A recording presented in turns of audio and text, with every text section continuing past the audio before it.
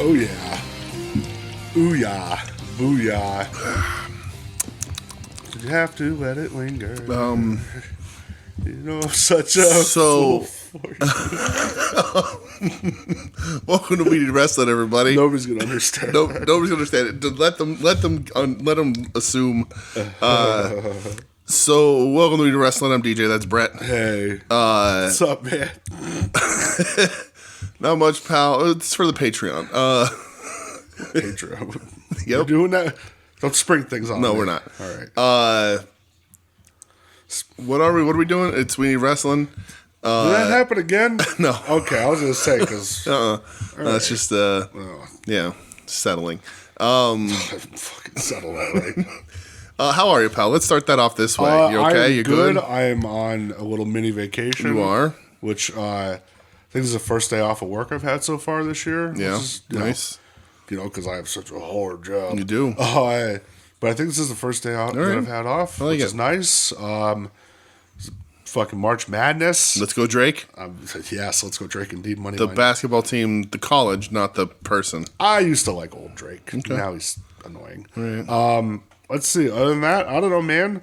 Feeling good. Fucking ready to rock. Ready to roll. Ready to lose control. Yeah, man. Boy, that is lingering. We got a lot to talk about. We do. And, yeah, we'll see how... A lot to talk about. Way more Japanese wrestling than we've had recently, I feel. Some good, some not so good. Yes. How are you? More AEW than regular. Oh, I'm good. I'm good. Relieved. Relieved. Let me put it that way. So next week's show is going to be not a lot of AEW. Right. Just Dynamite. Yeah, because Collision's preempted. Rampage Part 2. Right. We got a Rampage. We got 2 Rampages here this week. All right. But we're going to Impact or TNA Impact, right? TNA Impact on Saturday. So thanks again, Brian Myers. Yeah, so that's what we're talking about, and then Dynamite and whatever happens. But I don't even think there's gonna be much Japanese stuff. I don't think so. Who knows? Who knows? I can't keep up on schedules. But I'm okay. I'm so everything is the same as it ever was, I guess. Yeah. I mean, it'd be better if we didn't just watch that fucking terrible movie. Hey guys, Roadhouse. Don't watch it. Don't watch it. Don't watch it. The original's perfect. It's wrestling related because Terry Funk's in the original. Absolutely. There's nothing even close. There's no wrestling. It was a terrible film. Terrible film. If you want to see CGI fights where they literally CGI people's fists before they land, it's unforgivable. It is. Then that's the movie for you. And maracas, if you like maracas. Yeah, I like Maraca Man. But yeah, no, not good. Don Maraca. Not good. It misses the mark in almost every single aspect. He should have came back during the new generation as Don as a Hispanic man. He just played maracas. That's an idea. Listen, man, it would have fucking rocked. I mean, I was listening to WCW Mayhem CD. I think that's what it was called. How good is that? It's terrible. It's so good. Fuck you. It's got a live Search and Destroy on, or Seek and Destroy, which is awesome. It's got that one ICP song. That's terrible. Is it? As is the Rough Rider song. Something like that. If it was up to me. And but it also But it has the DDP song on it. It's only like the opening riff. It's the whole thing. But how I know that it was just a Nirvana ripoff when I was a kid watching it. Yeah. How'd they get away with that? It is barely different. It has Macho Man 2000 on there. It does, yes. What up, Mach? It's called What Up, Mach, yes. Ooh, yeah. And that is our first question of the week that we have. Ooh. I had to fit it in there somehow. Wow. Okay. Let's go. We had a bunch of questions this week. Is this the mystery question? No. Oh. So this is the Z part. The okay. Part. Yeah. This is from our dear friend Marcus. Yes. Why do you think Vince McMahon held a grudge against the Macho Man? Because he slept with Stephanie. So that was one of my theories. That was one of my theories. Allegedly. The other one was he hated that Randy looked old. Because Randy was 40 when he got let go, but he looked older. Yeah, you know, sure. And that Randy went to WCW. Yeah, and still wrestled a bunch of years. So you're saying post. Like the grudge comes in after he leaves, and it's why he was never brought back until he was supposedly going to be the mystery GM and then died. Well, part of it I thought was... Because everybody else, when WCW folded, everybody came back and Macho never did. Well, not everybody. Well, but the big names did. Well, some of them were sitting at home doing their shit. But yeah, right. Check, like smart people do. Right. Well, part of it was he didn't want Randy working because he wanted to present a younger product at the time. In my opinion, that's why Randy was on commentary. Yeah. Even though like Jake the Snake fucking wrestled. Right. The second part was he was mad that Randy went to WCW and was still successful. Mm-hmm. And the third part was that he allegedly boned Stephanie. Yeah. Do you think that, and again, it doesn't, not necessarily because Macho had a great career in the WWF. Amazing career. But do you think that he wasn't more prolific? Because like the story of Macho Man is that Hogan's always ahead of him, right? Like he's always a half a step behind Hogan, whether his own doing or not. But do you think also it could be a little bit that Macho is a little undersized? Yeah, because he won... How many times did Macho win the WWF title? Twice? Yeah. Yeah, because he won WrestleMania 4. Mm-hmm. And then did he beat Flair for the title at the Hoosier Dome? I don't know. Because it was the double main. It was him and Flair, and then Hogan and Sid. So that would have been... I think that was the Hoosier Dome. Okay. Yeah, I think that's what it was. Yeah. Doing a little math there in my head. Yeah, I mean, plus he had to, run with the Intercontinental title. Right. I mean, he had an incredible career. No doubt. It would have been, like, if Hulk Hogan didn't exist, Macho's your guy that fills that spot for sure. But he was an undersized guy for what Vince liked. What's your favorite era of Macho Man? Oh, shit. I know. That's a toughie. That's tough. Man, that's tough. So the one, because every era, right? Macho, it was like I don't think he was ever not good, really. That's crazy. Of course, I grew up loving Macho Man. When I was a kid, I wanted the Macho Man wrestling buddy. Yeah, my mom got me Hulk Hogan. I had the Ultimate Warrior. Yeah, so I had Hogan, and we both had bad people. Right, but I loved Mach. And of course, like this Slim Jim Macho was such a huge part of everyone's life. But I think Macho is really, really, NWO Macho is really fucking good. Like NWO Black and White Macho or NWO Wolfpack? Well, listen, if I get to pick between Wolfpack and Black and White, just as an organization versus an organization, I'm picking the Wolfpack. 100 times out of 100. But Black and White, like Macho joins New World Order in the beginning, like that sort of, right. Yeah. So, but you know why too is because my favorite wrestler of that era was DDP. So like DDP doesn't, DDP will tell you himself over and over again, multiple times that like what did Mach want to do at Spring Stampede? I guess I'll take the diamond cutter. There So so like and I loved DDP and I loved him like DDP versus NWO, like all that sort of stuff. So Mach was such a big player in that. But when I like close my eyes and think of Mach, I see Slim Jim, tassels, bright colors, Macho. But yeah. So for me, like, haha funny is when he like came back towards the end of WCW and was just crushing motherfuckers with the elbow, stopped giving a shit. He's like, I'm not taking this on my hip. I'm putting all my weight on you. You like backwards Kangol hat, mesh shirt, gorgeous George Frankenstein Macho. Yeah, dude, Miss Madness. And probably my real favorite is Macho King. Okay, yeah. When he was heel with Queen Sherry. Sure. Oh my god. Yeah. That shit was amazing, dude. It's great. Fuck, man, I love Macho. Macho rules. Macho fucking rocks. He was a part of my wrestling watching life, for my entire life. But it's sort of my awareness was that WCW Macho. All right. But yeah, of course I loved WWF Macho when I was a kid. Well, fuck yeah. Thank you, Marcus, my dog, my G. All right, I guess we're going to move on. Vince McMahon held a grudge against Macho Man because Vince McMahon fucking sucks. How about that? Well, there's that too. Fucking moron. So I guess we'll just kick it off. Where are we going? News. Let's kick it. So this was announced Friday. We were sitting on your couch. Friday. Mr. Darby Allin had to postpone his trip to Mount Everest because he legit broke his foot. Well, he's doing another meet and greet at Pandora's Box. So that makes up. That's like climbing. Spending 6 hours in a toy store in New Jersey is as difficult, if not more. So, Tim, if you want to make the trek up again, you meet Darby Allin because he is your new Sting, as you said. So, I mean, I just got that Darby Brody 2-pack. If it was both of them, I would take it, but that's all right. But yeah, legit broke his foot.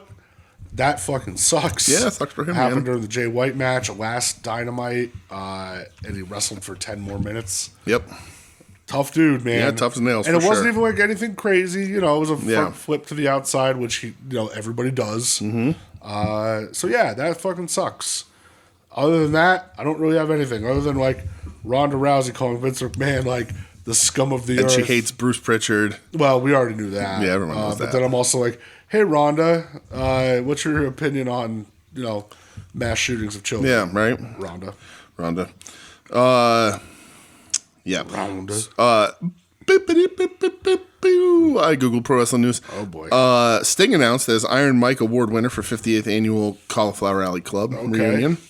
So that's Cauliflower good. Alley, I think they do good things. Yeah, sure. I think they do good shit. If they don't, fuck them. If they do, thanks. And this comes up in the news all the time. I guess this is Undertaker on his podcast. I don't know. But The Undertaker names his Mount Rushmore of wrestling entrances. And Tim, what happened to you listening to that podcast, bud? What? Tim was supposed to listen to that. Oh, yeah? I didn't listen in. What was it? Dead Man Talking? Yeah. Okay. I thought Tim was supposed to listen. You know what? It's not the first time he's disappointed me.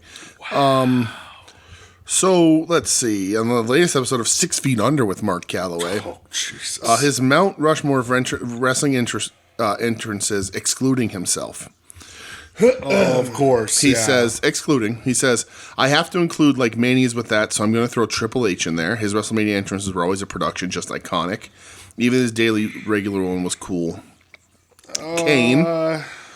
He's got to be on that list. Kane's pyro, even after all those years, he got them every time as soon as that pyro burst because there was no real warning. I'll give you that. There was just a boom.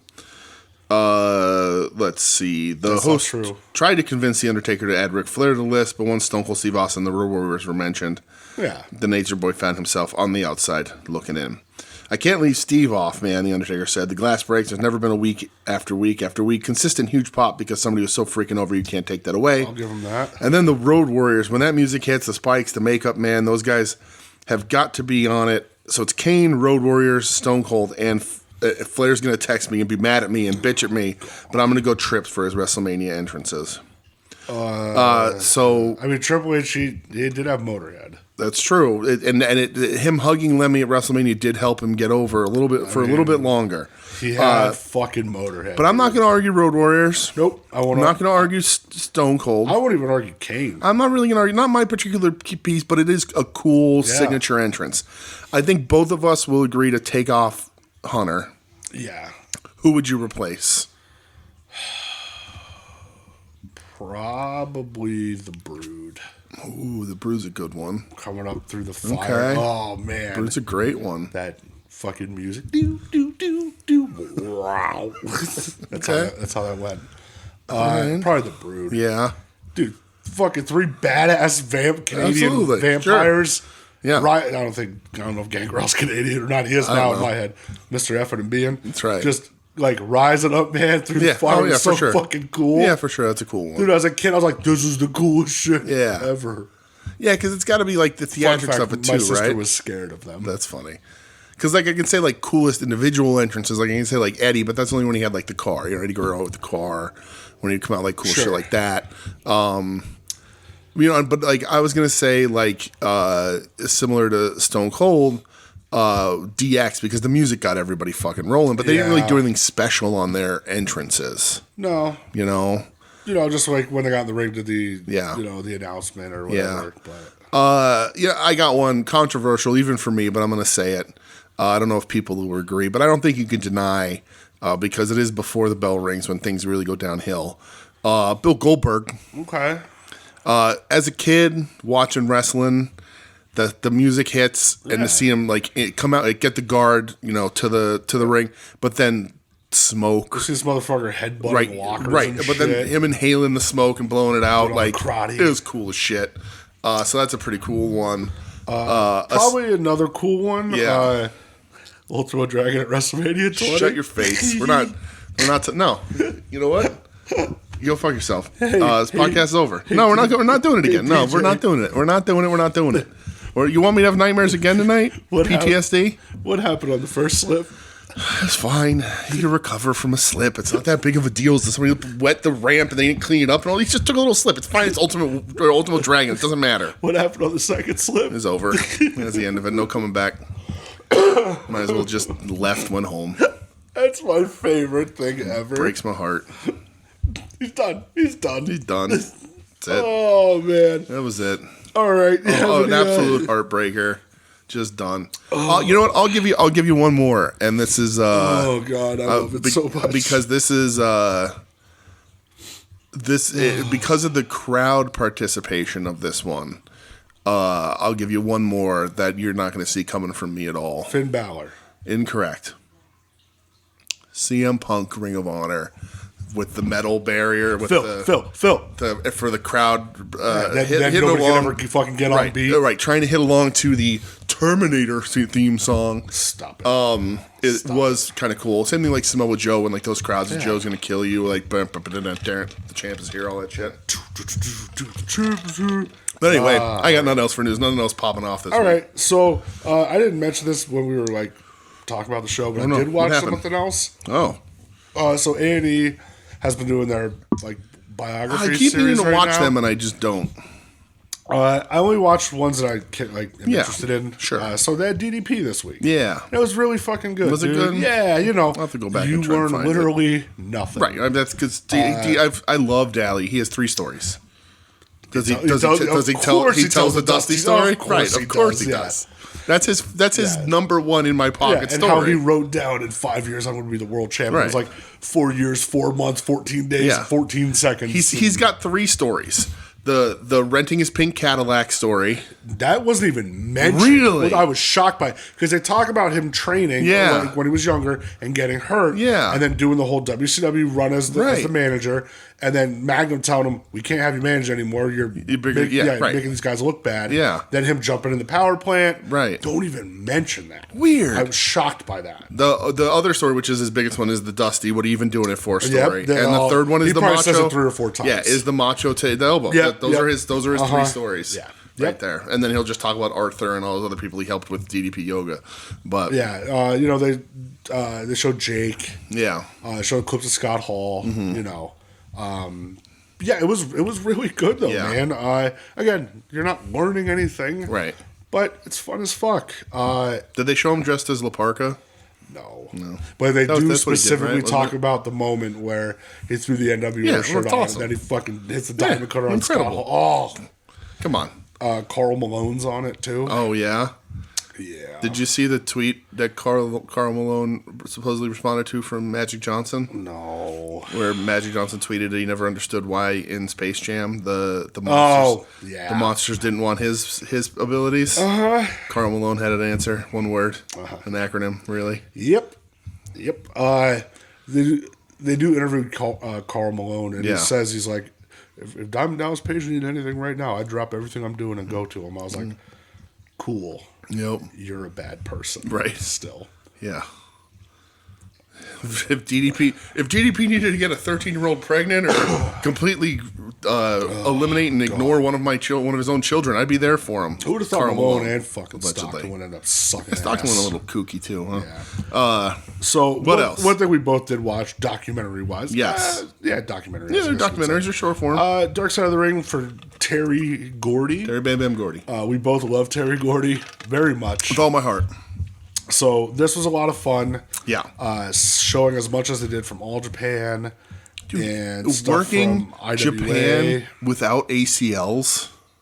Scary. Fucking scary. Showed him with the Freebirds. I do wish this would have been one where like Hayes could have got on. Yeah. But Hayes did give him credit. Right. Where he said he's like everything was very accurate. We got Jimmy Jam. Yeah, you're damn right we got Jimmy Jam. Sometimes Jimmy Jam came along. If there's no other Freebirds available, if there is no other Freebirds available, I'll take Jimmy Jam. Well, spoiler alert.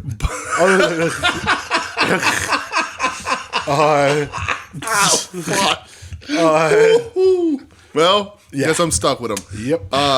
Because he is like part of one of my favorite gifts of all time, and he is technically one half of the fuck uncles. He is. He's the fuck uncle. The Freebirds aren't fuck uncles until Jimmy Jam comes along. Yeah. But I'm a Freebird. What's your excuse? But yeah, I mean Michael is the one that he'd be the one to really tell the stories and maybe not tell the stories. I would love be that. censored on television, but. Yeah, I thought it was good. I'm glad you got who we got to talk to. Yeah, his son was on there a lot, which was great. Yella has two of my favorite stories ever, which is the Yella. And why didn't you guys write this book report? Sir, I bought the book with my own money. I think my partner has a personal problem.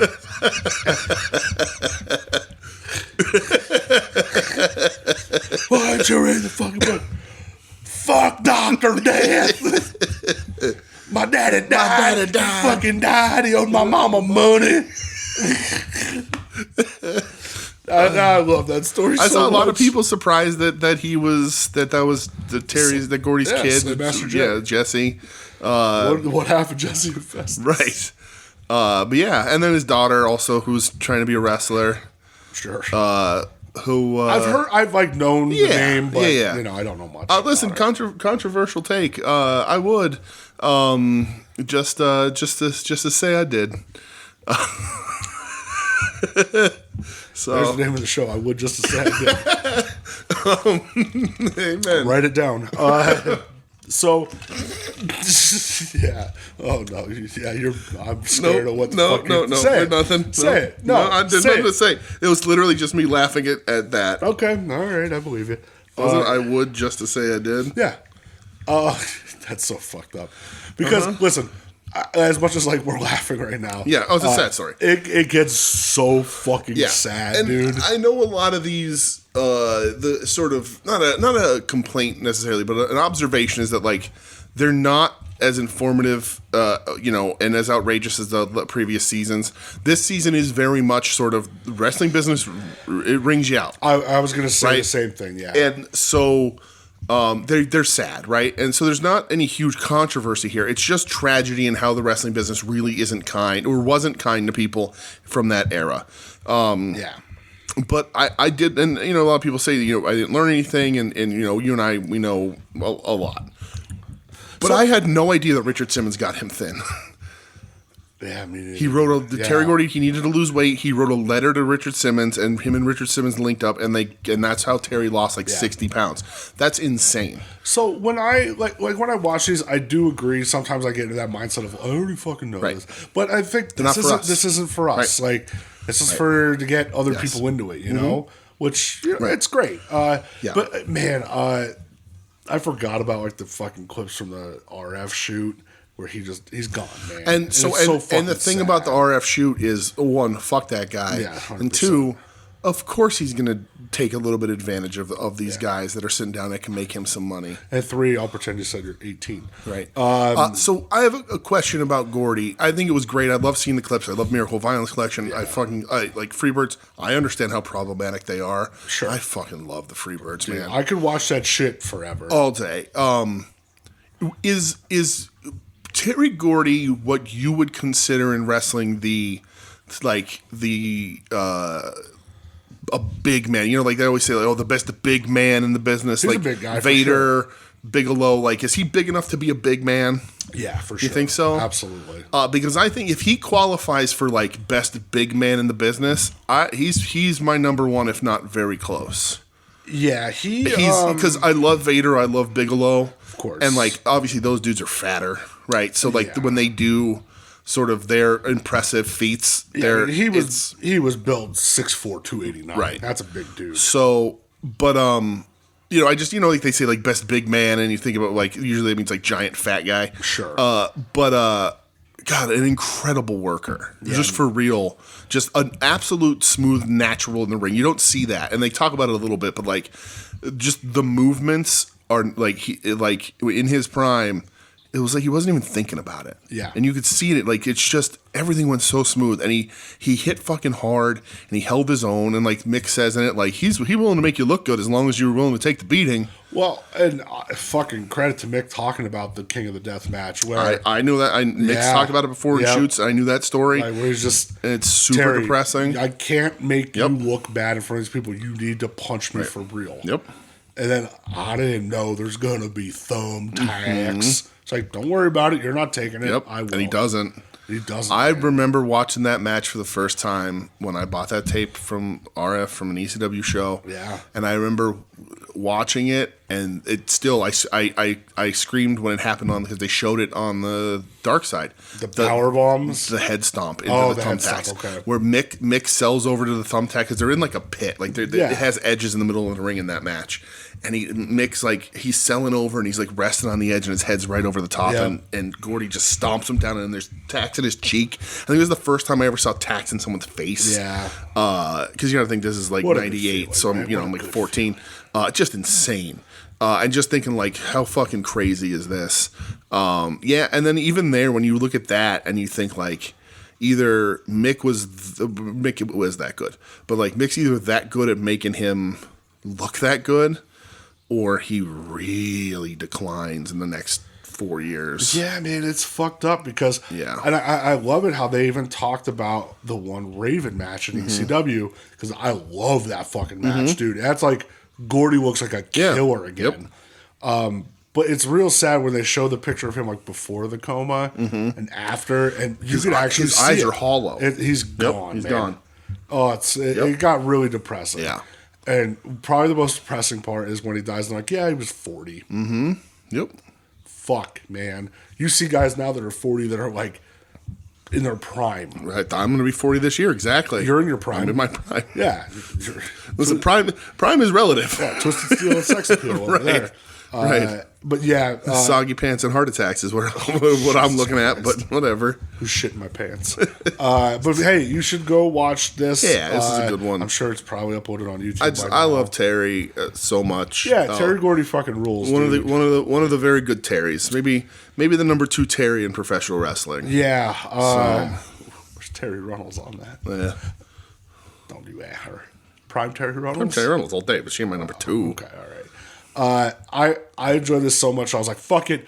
I'm going to buy the Terry Gordy action figure right now. I went and I looked at it again, and I got real depressed. I'm like, it needs to be fat. Yeah. It needs to have Walter body. Yeah.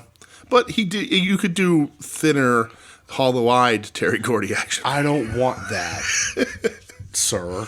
Because it is the Executioner. So it is a little... I kind of want to buy 2. It is a little accurate. And like they show the Executioner stuff, and dude, the fucking story where Mick's like, yeah, me and Paul are like searching for him and just can't find him out in the roads and shit. Yeah.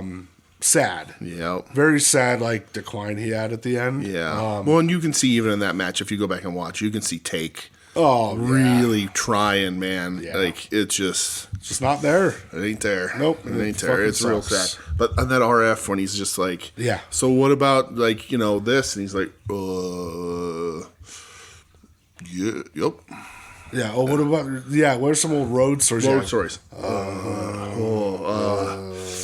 Yep. It's sad. Dude. It's tough. Real tough. But Terry Gordy fucking rules. Absolutely rules. Watch Freebird stuff. And like the Texas stuff and Savon Eric's it's very good. A little harder to find. Maybe not. I don't look it up too much.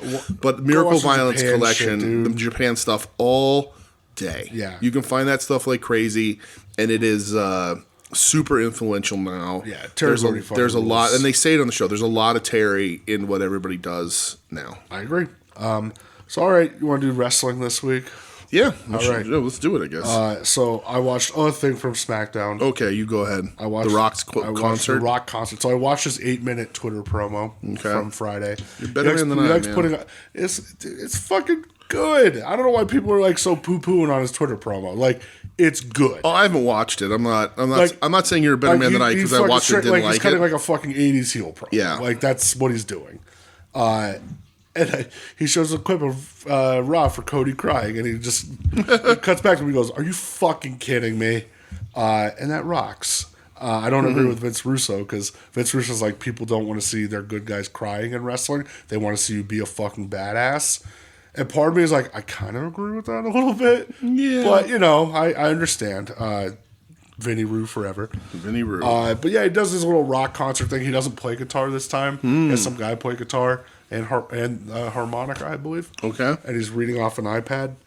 Oh. But it was fun. I don't know. He made a John Morant reference that made me giggle. I guess if you don't know John Morant, you're not going to laugh. Okay. So they're in Memphis, and I don't know, man. It's one of the Rock's 15 hometowns. He's the king. He's the king of Memphis, Tennessee. Yeah, he loves Memphis is where Flex Cabana broke in, right? He mentions Flex Cabana. Yeah.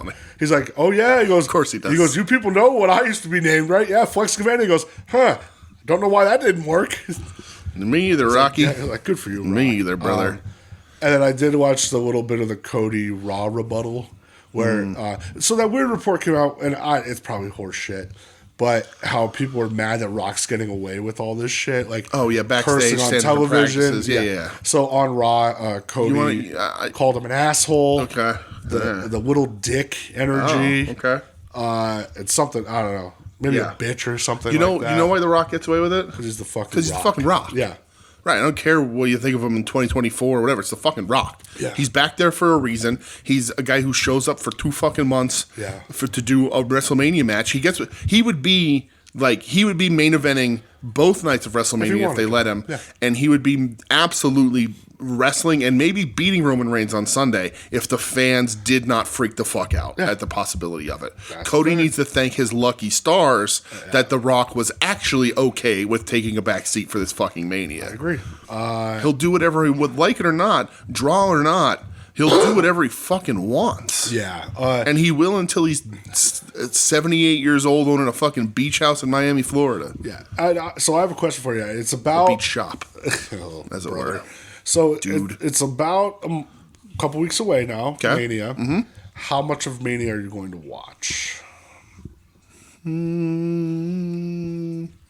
So I don't know what's on it. I couldn't tell you other than the Rock stuff. I'll watch the main event. I'll watch probably a fair amount of it. Okay. I'll be pretty fucking tired. Sunday will be tough if we go. If we do Spark. If we do that. But that's probably during the day. Yeah, that starts at 2 o'clock. Okay, yeah. So we wouldn't be home in time to catch the beginning, but whatever. Yeah. But yeah, I'll definitely, at minimum, I will watch the $50 man, Cody Rhodes. Are you going to watch win on Sunday night? EO versus Bayley. Oh, yeah, that'll be really good. Yeah, I'd want to watch Becky versus that. Rhea. Maybe. Who are you on that one? Oh, I like them both. I'm just not because I'm not invested in the product. Okay, that makes sense. I like Bayley and EO way more than I like either one of them. I still like Becky and fucking Rhea are getting robbed of main eventing a night. Sure, absolutely, that's my absolutely. thought, but that's what they've done to Rhea pretty much her entire fucking time. But and I like them a lot. I'm not invested in that. But for whatever reason, the damage control stuff leaks through to my social media, probably because they're all very attractive ladies and I follow them all on Instagram. No. Not that Becky and Rhea aren't and whatever, but I see a lot more of that stuff filtered through my timelines. So, but I'm just interested to see how much you're actually going to watch. And if they put Chad Gable, yes, into something. Hey, go watch X-Men 97. Yeah. All right, so Nate Gray's coming. That's all the WWE. Okay. So from the first Rampage that happened, yes, because we got 2 Rampages. Yeah. OC and Trent against the Dark Order. Mm-hmm. I was like, okay, I like 3 of these guys, so I'll watch this. Mm-hmm. It was all right. I don't think there was anything spectacular about it. I like when Chucky got in for the hug and Bryce was trying to get him out and got caught in the hug. It's a fun little bit. That's it, though. Yeah. Next thing I have is Paige's whack-ass family. Dude, it's real fucking bad, right? Get this off. It's real bad, and it wasn't on this Wednesday. It's real bad. This is this ain't gonna see Wednesdays, brother. No, this is a Rampage only thing. It is garbage. It is garbage television. Her brother is hilariously bad. He's not intimidating. I just laugh at him. He's a fucking goof. Yell. Right. He's a fucking goof. Yeah. Right. He's a goof who's he's like Warhorse is doing better what this guy fucking does. The board. He's a dumb fucking goof. Saraya stinks. Ultimate buyer's remorse, especially now with who they have on this fucking roster. Yeah. She's a goddamn joke. Yep. joke. Also, Righteous cut a promo here. I also don't know why this is on my fucking television. They're trying with them, man. Maybe call up Vita Von Star. Maybe then I wouldn't fast forward through the segment, at least. I would. This shit sucks. Right. Mariah and Tony Storm squash Little Mean Kathleen. And Tony's watching her Taguchi tapes because she's doing the standing hip attack, and that's not hers. Never been more jealous of Little Mean Kathleen in my life. Yeah. And then, Deanna runs out with, what was it, Thunder Rosa? Is this where this happens? Yeah. I think the mystery of who her partner was underwhelming, but I liked it. I like Thunder. It's fine. Yeah. The team up. Michelle saw Thunder Rosa this week. I think it might have been during Dynamite. And she was like, on her entrance, and she goes, "Can I ask you a question?" Uh-oh. And I said, "Yeah." And she said, "This lady Mexican or is this cultural appropriation?" Oh, and I said, "That's Thunder Rosa. She's born in Tijuana. She's the Spanish commentary. She's not. This is hers to have." And I go, "Okay." And I was like, "It's a fair question in professional wrestling." But boy. Last thing I had from that show was Takeshita and Commander. Yes. That match fucking rocked, dude. Mm-hmm. Takeshita is the fucking man. Yeah. He needs to beat everybody. It's a great showcase for Takeshita. Yeah. Yeah. I don't mind Commander in this. He got to do some flippy shit. Yeah, he got to do some cool shit. Takeshita looked like a powerhouse. Yeah. More on Takeshita. This is how you do this, where like Commander doesn't get a ton of offense, but it's still a little bit elongated. Right, but Takeshita gets to look really good. Fast forward to they don't achieve that twice, but I'm totally good pal on the fucking main event. I don't even have it written. Undisputed Kingdom versus Top Flight and Andretti. Because I didn't watch it. I'm good, pal. Yep. Don't need it. We got a deep video. We got a Queen Amanda hype video, which I thought was cool to put on here. Oh, that's where that was. But whatever. Okay. The main event. Yikes. No thanks. Yikes. Collision. Big thumbs up. Opening with Dragon Shibata. Bryan Danielson versus Katsuyori Shibata. Right. They announced it on Rampage, and I think I sent you the screenshot immediately. Mm-hmm. And your response is, "What the fuck is happening?" Right. Two of my favorite all-timers, and boy, do they deliver. Two of the most evenly matched wrestlers I think we've seen on TV. Yeah. They absolutely deliver. And two guys who also were told, a decade ago that their careers were over. I mean, Shibata had his brain taken out. Right. Danielson's brain was bleeding. Mm-hmm. And probably should have been taken out. Maybe if they took it out and gave it a little wipe down like they did to Shibata's. Yeah, give it a little spit shot. Yeah, you would have been back sooner. Yeah. This fucking rules, dude. Yeah. This match was brilliant in my opinion. It is a technical clinic and just a joy to watch. And then it gets violent. It does. Which I love. Shibata hit him with the bitch maker, which is my favorite thing ever. This was like the first. Listen, Shibata's been back for a little bit now. Mm-hmm. This is the first time where I went, oh yeah, there he is. Mm-hmm. There's the wrestler. Yeah. There's my fucking guy, brother. Julia Hart beat Trish Adora. Yeah. I wanted to like this more than I did. I thought it was fine to good, whatever. I like the stipulation that the loser, their faction can't be out for the main event or the tag match, whatever it is. It was the main, yeah. Yeah. I like that as setting like this match, making this match a little more intriguing because I like Trish Adora. I like Julia Hart. I just think otherwise it's a little underwhelming of a match on TV if that stipulation isn't there. So I like that stipulation. The match was fine to good. Yeah. It is what it is. But I do like both of them, so I don't think it was bad. I think we've seen way worse even recently. I do agree with that. But the stipulation makes this match. What do you think of Jerry Garcia and Lee Moriarty? Oh, well, we got another Page dumb fucking brother. Oh, because wasn't this... They announced that they were supposed to have the match on Collision, but then it doesn't happen. He won't fight Ange in Canada. This is so fucking... And then he makes like really dumb, hilarious, angry faces. I wonder if he can get in the country. Who knows? He's the fakest, fakey tough guy. I fucking hate him, dude. It's garbage television. So again, but it shouldn't be on Collision. It shouldn't be anywhere. They should just resurrect. Just let them put it on YouTube by themselves. Yeah. It's garbage, and it stinks that Cool Hand Ange is drug into this. But he's the only thing that will ever come out of this being okay because the rest of them all fucking suck. Yep. What are you talking about? Garcia Lee Moriarty? Yeah. I think I ain't mad at it. I thought it was a really fun TV match. Yeah, me too. Between two guys who I think are also similarly matched. They like Garcia a little better, and I understand why. I think Garcia is a little more charismatic and has locked on to how to work to a TV audience and a arena a little better than Moriarty. Yeah. Granted, he's been given more opportunity to. Sure. But when they signed Moriarty, I was very happy because I like him on the Indies. So I like him here. So I thought this match was good. Yeah, that whole... The fuck was that stable that he was in? It was him and Big Bill. Stokely led it for a little bit. Oh, yeah. What was it?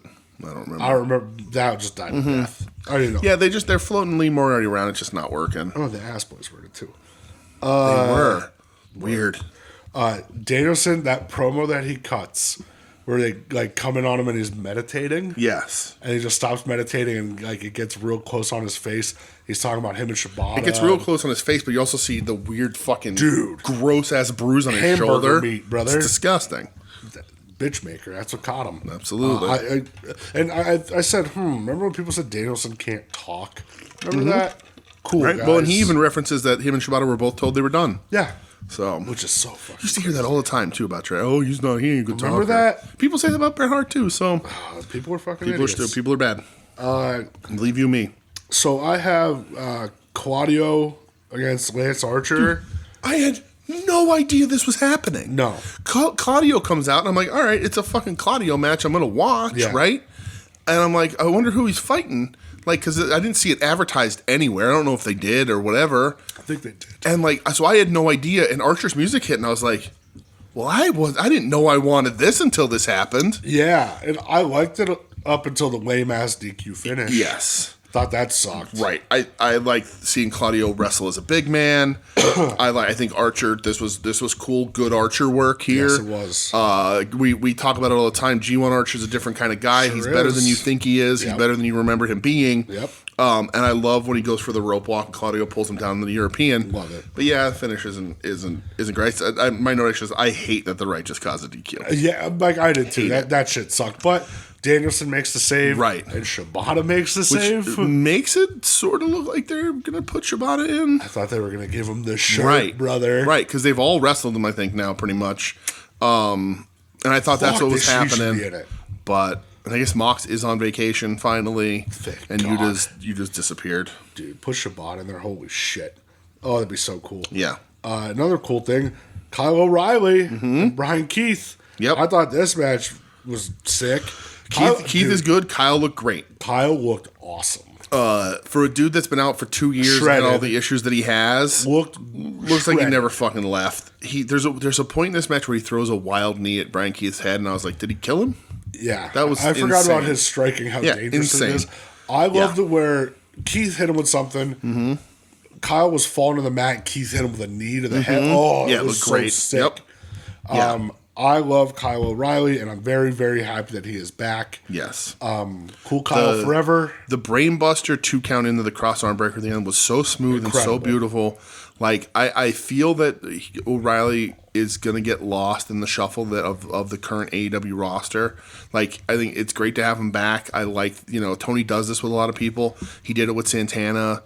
Like, he when you come back from injury, he wants the fans to know that you're back and doing well. But then you sort of float away. And granted, Santana's issues might be Santana's fault. Yeah, somebody didn't want to play ball. Right, there. But like, I worry that Tony's going to be like, okay, he had his moment, but he doesn't fit ananywhere. So we'll see what happens because Kyle is too good to not be involved somewhere, and I would rather not have him than put him with the Undisputed Kingdom. And he did say like they're my friends. I'm not in the thing, but they're my best friends, so we are going to celebrate. Yeah, and I like that they did come out and celebrate with them. They didn't try to force anything. It actually felt like a feel good moment. Yeah, that was, as far as I'm concerned, that was out of continuity.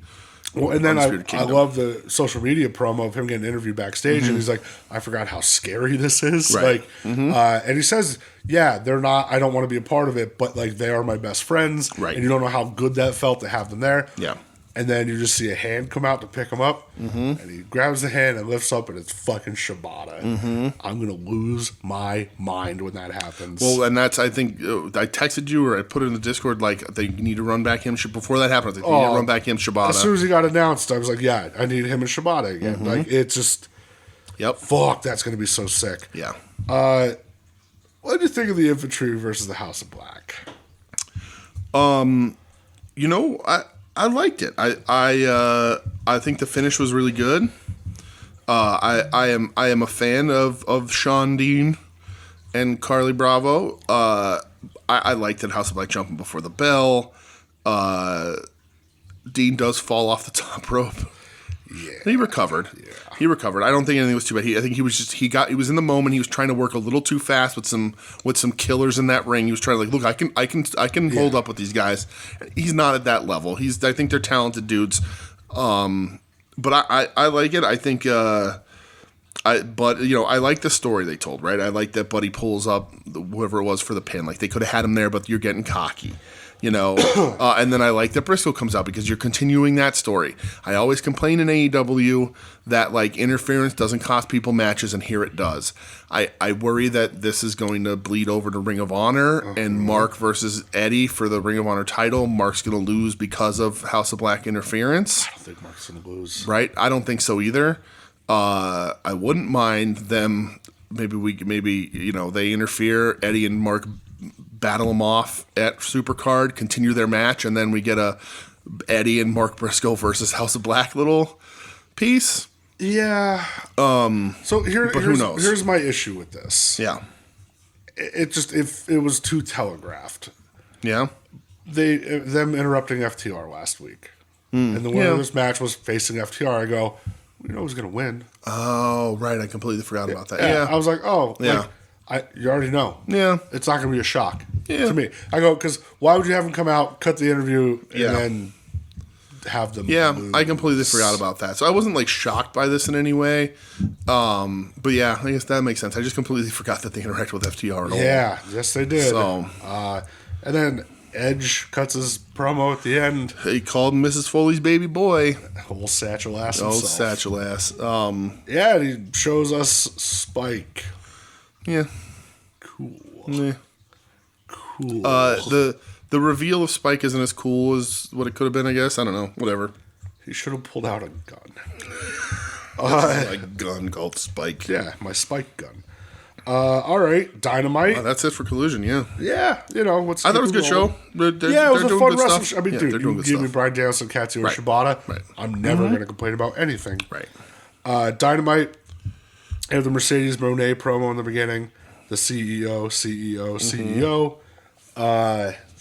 What else happened? Oh, the lights went out. So she calls out Willow. Lights go out.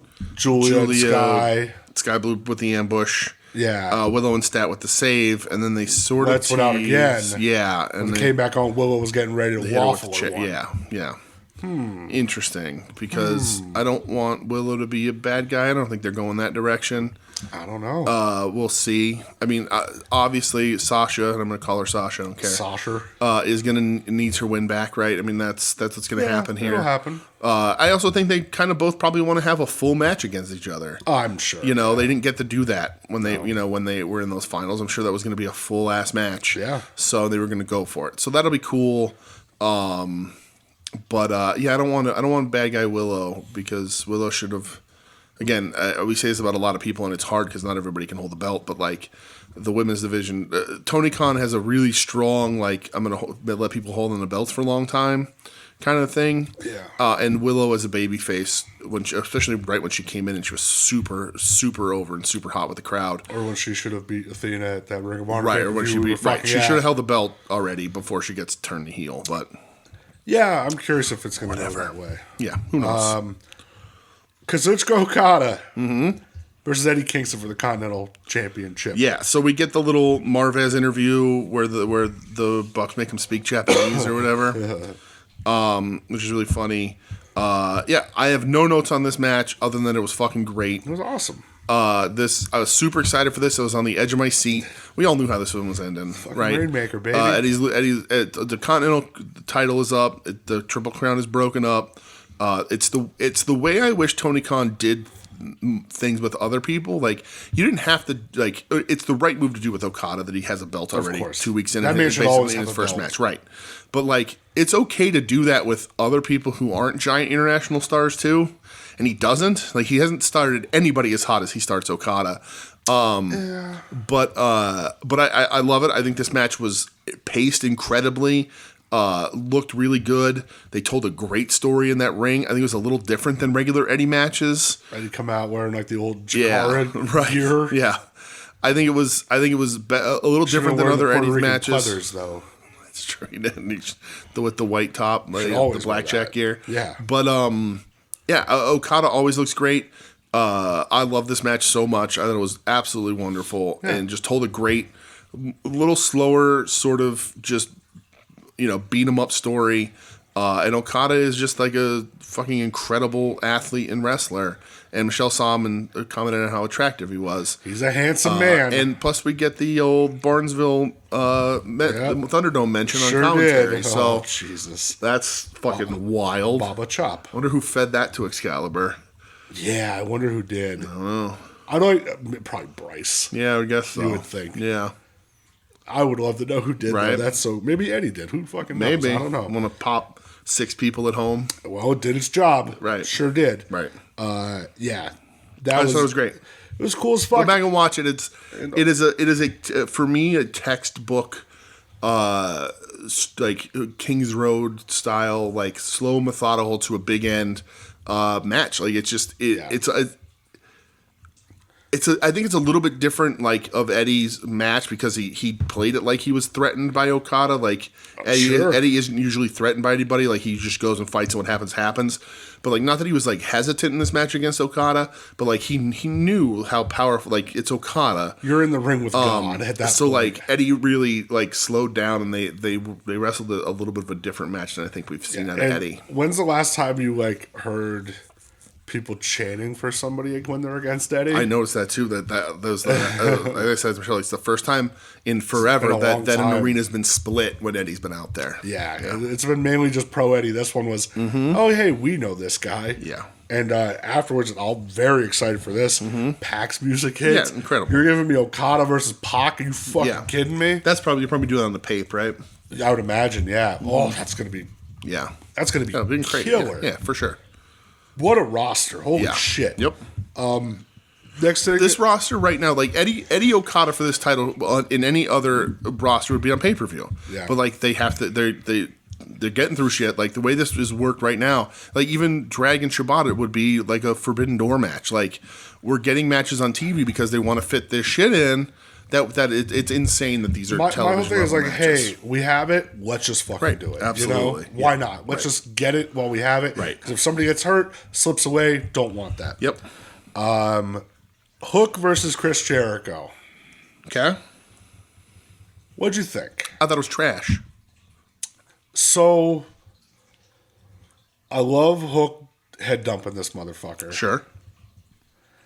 I don't like the finish.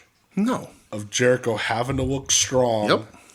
And not just like tapping out. And getting the, oh shucks, he got me on a roll up. 1, 2, 3. So it's a +3 for you. You can't beat Jericho. You can only surprise Jericho. Yeah, and I saw a discourse on this online today where Meltzer was like, I don't get why people say Jericho's not putting guys over. Like, and he's not making these guys better. Show me the finishes, Dave. Exactly. You fucking dumbass. It's just... And somebody responded like, dude, this is like Hogan 98 levels of like trying to make it things that are, appear differently when it's bullshit. Jericho's out of control. I'll say this about Hook, controversial opinion. I think they're overexposing this kid. I've said it before. I don't think that's controversial at all. I think they're overexposing him. I like the suplexes and stuff, but I don't. He was throwing them good, but he doesn't have anything else. Yeah, they're at least if he does, they're not letting him show it, right? But that's the thing. Like, just be Taz. I agree, but like he ain't, because Taz wasn't just a suplex guy, right? Taz a good fucking worker. Hashtag just a suplex and guy. Like Hook, whether it's just they're like just do what you know, kid, or do what we tell you, kid. Like they're either he can't or they're not letting him do anything. Yeah. And every match they put him out here when he's having these singles matches, he's getting overexposed. And the one thing you don't want to do when you overexpose somebody for being he's just young in the business. That's all this is you don't put him in the ring with fucking Chris Jericho because he sucks. He got booed in Canada. When has that happened? Right? He got fucking booed in Canada. People are so sick of him. He knows it. There's a reason why he switched his fucking song. Like, he's trying to figure something out. He's even wearing like the WCW sequin jacket now too. Right. He's trying. He's grasping. Yeah. But the connection is slipping away. And I thought he did something. He was like, I'm not going to go anywhere else. I'm going to stay here and blah, blah, blah. Go home for a little while, please. Yeah, just take some time. Please. Go home. Go be home with your shitty wife. I wouldn't want to be there, but go home with your shitty wife. Should this be like? I was gonna say, is this gonna talk? Is where Ed's two-parter question gonna get talk right out now? Of both sides of your fucking mouth and just leave us alone for a little while, because you're gonna ruin this kid. Like, oh, it's Meltzer. That was the Meltzer thing. I don't understand why people say that everybody who wrestles Jericho isn't better off when they're done with him. Name one. Yeah. Everybody said, we talked about this a couple weeks ago. Everybody had to fucking recover after Jericho. It's not you're better off. You have to recover. Yeah, you have to claw your way back up. Who's stooging the shit off? Right. They both fucking suck. I hate Meltzer. I'm not done hating Meltzer. I fucking hate that guy. Boy. Ospreay comes out, cuts a promo. Yes. Talking about Wilbert Ospreay. Bryan Danielson's shoes. Mm-hmm.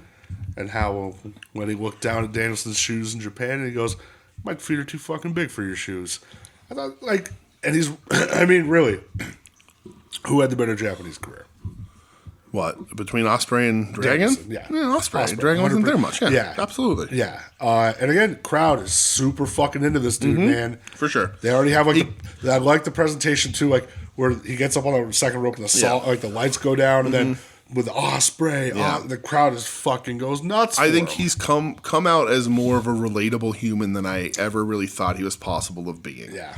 And he does, whether it's just promo wise or otherwise, show some genuine remorse for being a shitty human in the past and young, which we all were, whatever. Of course we were. But I think he's coming off as a really relatable guy. Yeah. I think he's a little banged up, which is why you're not seeing him have fun little matches on TV. I think that back needs to heal from that fucking corner brainbuster spot a little bit. He had a match a couple days later against Fletcher after that happened. Yeah, that's true. But still, he's only been on, what was that, 2 weeks ago? 2 weeks ago, so he hasn't wrestled a match in 2 weeks. Right, Dragon's wrestling every week, twice a week. Yeah. Ospreay's not. But I just think much different styles. Yeah, right, right. That's what I'm saying. I think he just needs the, there's a little bit more recovery time. That's fine. It's crazy. Yeah, it's fine. Yeah, nothing wrong with that. I think, in ring is where he's going to win a lot of people over that aren't necessarily fans, and maybe some people won't ever turn.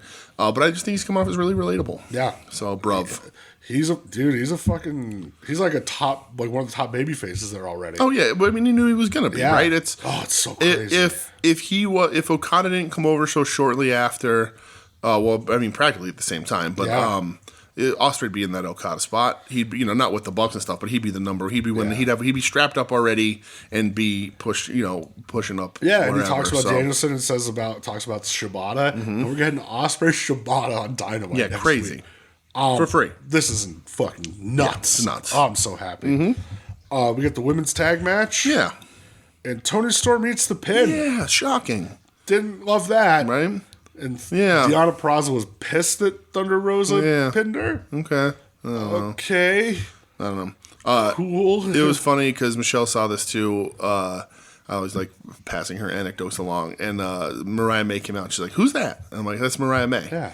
And then Toni Storm came out, and she's like, "Well, that's Toni Storm." I was like, "Yeah." I was, "Well, I thought the first lady was Toni Storm." Oh. And I was like, "Well, she's just dressed like Toni Storm." I'm like, "But I'm proud of you for knowing that that's how Toni Storm used to dress." See, look at wrestling fan. I love Toni Storm. Yeah, she's so wonderful. The match was good. Yeah, it was all right. But yeah, it's weird that you would have your champ. I guess it's not weird the champ eats the pin. I don't mind. That's the way wrestling used to be. It's just weird that it was Thunder that got the pin, not the person who's feuding necessarily. Thunder gonna challenge for the title? As she said, the title I never lost. Right. So there's your claim to it right there. Yeah. I guess. You'll lose. Swerve. Yes. Wrestles Butch. If you weren't excited when Butch came out, I don't know what to tell you. I love Butch. I was super pumped. I love that man. He didn't look great, man. Dude, he's fucking in his early 40s. Right. Right. He barely wrestles the way right. They're asking him to do a little too much. I think, I said in the Discord, he needs to wrestle like mid-90s Stan Hansen. Yeah. Just punch with the intent to kill. Absolutely. And that's it. And then he loses to Swerve's new finish, modified short arm scissor. The rest hold. That's what you should call it, I guess. Yeah, that's it was slightly modified, whatever. Danielson needs to be like, hey man, how about we do something different? Yeah, people try new shit. So that's. I'll never knock you for trying, but right. When the fuck is the last time a short arm scissors won a match? Yeah, people are trying shit, just like Mercedes Moné with her terrible finish. She needs to just go back to the bank statement. It looked cool enough. Yeah. Call it the fucking, I don't know, the executive bonus or something. Sure, the shit. Money pit. Right, the money pit. That's a little too on the nose, I think. The money maker. Yeah. So call it like the severance package or some shit. I'm talking about AEW and severance packages. Well, but that finish fucking stinks. Don't do it. I agree. Don't do it. Yeah, stop it. Knock it off. Don Callis comes out afterwards. Ton of booze. I love the most hated man in Canada. I love it so much. Even more booze than Chris Jericho. And we're getting Swerve Takeshita on Dynamite. What are you doing? Like, okay. Holy shit, man. It stinks that that Takeshita's gonna lose again. I agree. I have a whole problem with how pretty much across the board how Tony Khan books this goddamn Callis family. It'd be my number one bone to pick with Tony Khan right now. You have 3 fucking absolute fucking killers. They're like my favorite stable. Yeah. And you have 3 absolute killers that cannot buy a fucking win. Oh, I know. It's you can't. They like Takeshita is one of the most naturally gifted young wrestlers I've ever seen. Yeah. And he can't buy a fucking win. Can't fucking win. And then fucking Willie Hobbs we'll talk about in a second. Oh, we will. Main event though. Toronto street fight. The Toronto street fight. That like. I was like, obviously, I love what Christian's doing. Of course. I'm not a big Edge guy. I'm certainly not an Edge head. And I was like, right. I got cool stuff on this show already. We got Eddie Okada. We got some cool stuff. Like, but what's this gonna be? And it ended up fucking rocking. This was so much fun. It ended up being real fucking good. You said last night you feel this might be your favorite. It might be my favorite because I'm not an Edge guy. I honestly couldn't tell you other than that boardroom fight he had with Orton. I'm not a fan. Oh, you mean the one where they were by the weight bench? Yeah, right. I'm just not an Edge dude. I'm just never have been. But I like him a lot here. So you said it last night, and I know Joe gave you an example, and I gave you an example of a better match. Yeah. You need to go back and watch him and Foley from Mania 21. I remember it. It's very good. Right. Second ECW One Night Stand. I vaguely remember him that. and Foley versus dude. There's a part in that match with Dreamer and Funk. Yeah. Where Funk comes out with the fucking barbed wire on fire. I remember. I screamed. I don't remember much about the match, so I have to go back and watch him. He does a very provocative pin on Beulah McGillicuddy. I'll just say that much. But I'm just not an Edge guy. So I really like this match. I thought him and Christian fucking killed each other. They got some good blood. Dick kick Jones. Christian takes cuffed in the corner, takes 6 nut shots or so. Yep. I would have just kept going. Like I would have quit after the first one, right. Dude. You kicked me in my nuts, I'm done. See ya. I quit. So then they threaten the spike to the dick, and that's when he quits. Right. I wouldn't have got there. I would have just kept going, and I would have after every kick in the nuts, I'd have been like, "You quit," and then just keep going till he got to like 7 or 8, and he's just crying. The first one, I'm done. Quit. Sorry, we're out of here. Yeah. But yeah, Edge wins the TNT title. Yeah. So 2-time TNT champion. I wonder if Christian's gonna get a little time off. I think he fucking deserves it. He does. But also, can we get Christian Okada just for me? I think it'd be really fucking. I think it'd be really fucking good, right? Yeah, two heels. Yeah, right. I know. Let's get Christian back here to. I think. Do you think now Christian goes away and comes back to save Edge? You think you give him that much time off and do the turn when he comes back? I could see that. I could see 3 months, maybe longer. Let people sort of forget about it for a little bit. Wrestling fans are forgiving. I like that idea. That's actually Edge is doing the Cope Open. So you do this. You do Edge does the Cope Open for a while, and maybe not every week, but every other week or whatever. Have some decent Edge matches. Maybe he get some younger guys in there that can work with him. Then like Griff Garrison, right? Yeah, just like Griff Garrison. Yep. And then cool. And a couple months, whatever, he's having a Cope Open against somebody. Maybe it's whoever you want to line up a babyface program with Takeshita, like somebody a good heel stable. Edge Takeshita would actually rock. Takeshita would have to slow down. Yes, and then he's Edge is getting beat up maybe by a group of bad guys by the Callis family. Christian comes out, runs him off, but he saves the belt and he looks at the belt and he's like, I want it back. That's mine. Like they tease it. Like he doesn't say it, but they tease it, and he picks the belt up and he kind of looks at it, and then he hands it to Edge. They hug in the ring, and then it's I'm gonna cry right and now. then it's Edge, and then it's Edge and Christian against the Callis family. All right, Nick Wayne. So you got 3-on-3. Edge, Christian, Nick Wayne. Or turning Nick Wayne a good guy too. Well, I mean, if you need a third, I don't think you necessarily do, but they're going to come along. Hey, how excited are you for Joey Janela versus Nick Wayne hour-long Iron Man match? Where's my night? How do you know my nightmares? That's happening. Oh, good. I think it's in Defy. Oh, okay.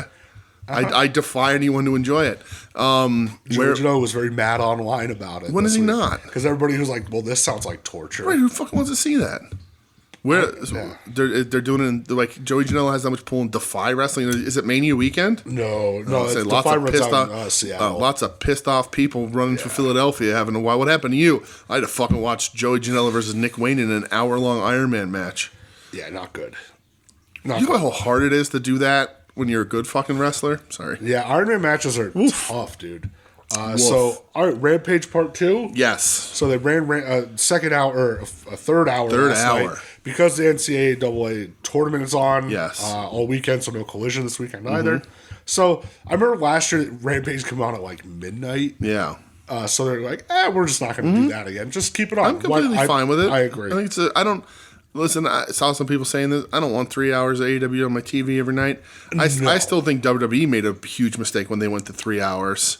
Fucking Nitro too, right? Triple H doesn't fucking want it. Right. Wasn't Nitro 3 hours at the end too? Nitro was 3 hours. Terrible. Yeah. Triple H has talked about how hard it is to do that extra Did Nitro hour. make the jump first? I know, I feel like they would have sometimes they'd be 3 hours, then go back to 2. I don't want that.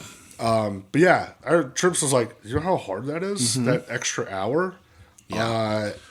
But advertisers. But I think this was smart. And I think skipping collision, like just be like, you know what, we're just not going to do it. I think it's perfectly fine. Yeah, I have no problem with it whatsoever. It wasn't going to air anyway, right? So why not? So yeah, this is cool. Yeah, you get the Acclaimed promo in the beginning. But you get the Bull Club Gold promo first with the skeleton of Darby Allin sitting poolside. And a certain someone lurking in the background. I freaked out. It absolutely was, right? Yep. He doesn't have social media, so I can't tell him how much I love him and miss him. But I genuinely miss Juice Robinson. He was in the background. I know, I saw his hair. I put it in his. I freaked out. I thought that they were going to like... Yeah, I thought he was going to come out and say something because like he can't wrestle, but he can at least show up at the pool party. Yeah. But, maybe... That's the kind of guy like, I ain't going to wrestle. I'll party. Yeah, right. I fucking love him, man. Yeah. I love him. Fucking dude, Jay White's outfit... Yeah, he was like a white sweatsuit every time with no shirt, like no undershirt, and like cowboy boots or something. Right, he looked like '90s Shawn Michaels, and the most abs a human being has ever had. He's ripped. It's insane. I always forget how ripped that guy is. Yeah, Jay White fucking. He looks like he would feel like velvet if you touched him. Just saying. Yeah, right. Exactly. Your hands, other things up those abs. Sure, other things indeed.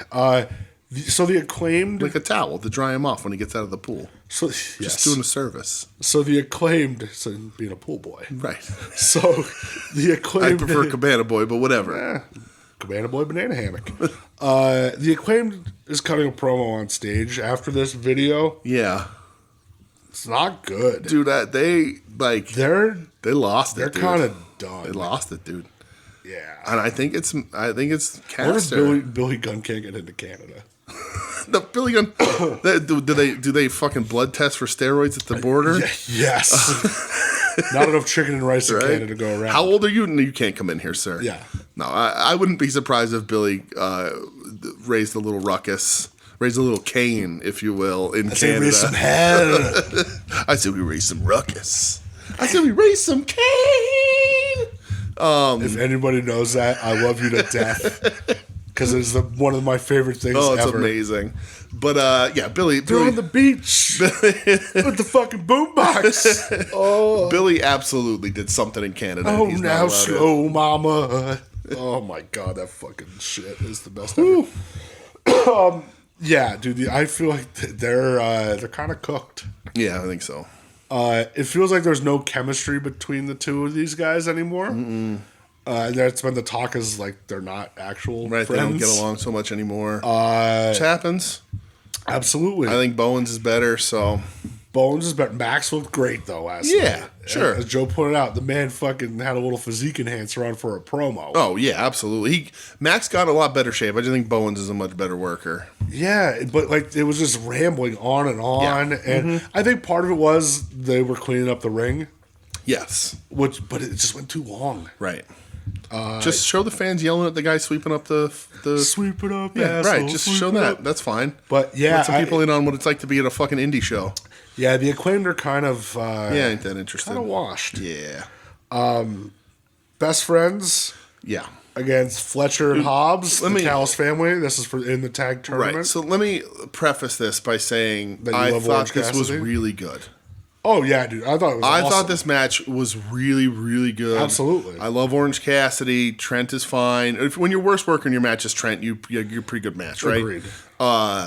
But I would have. That being said, I would have done this completely fucking differently.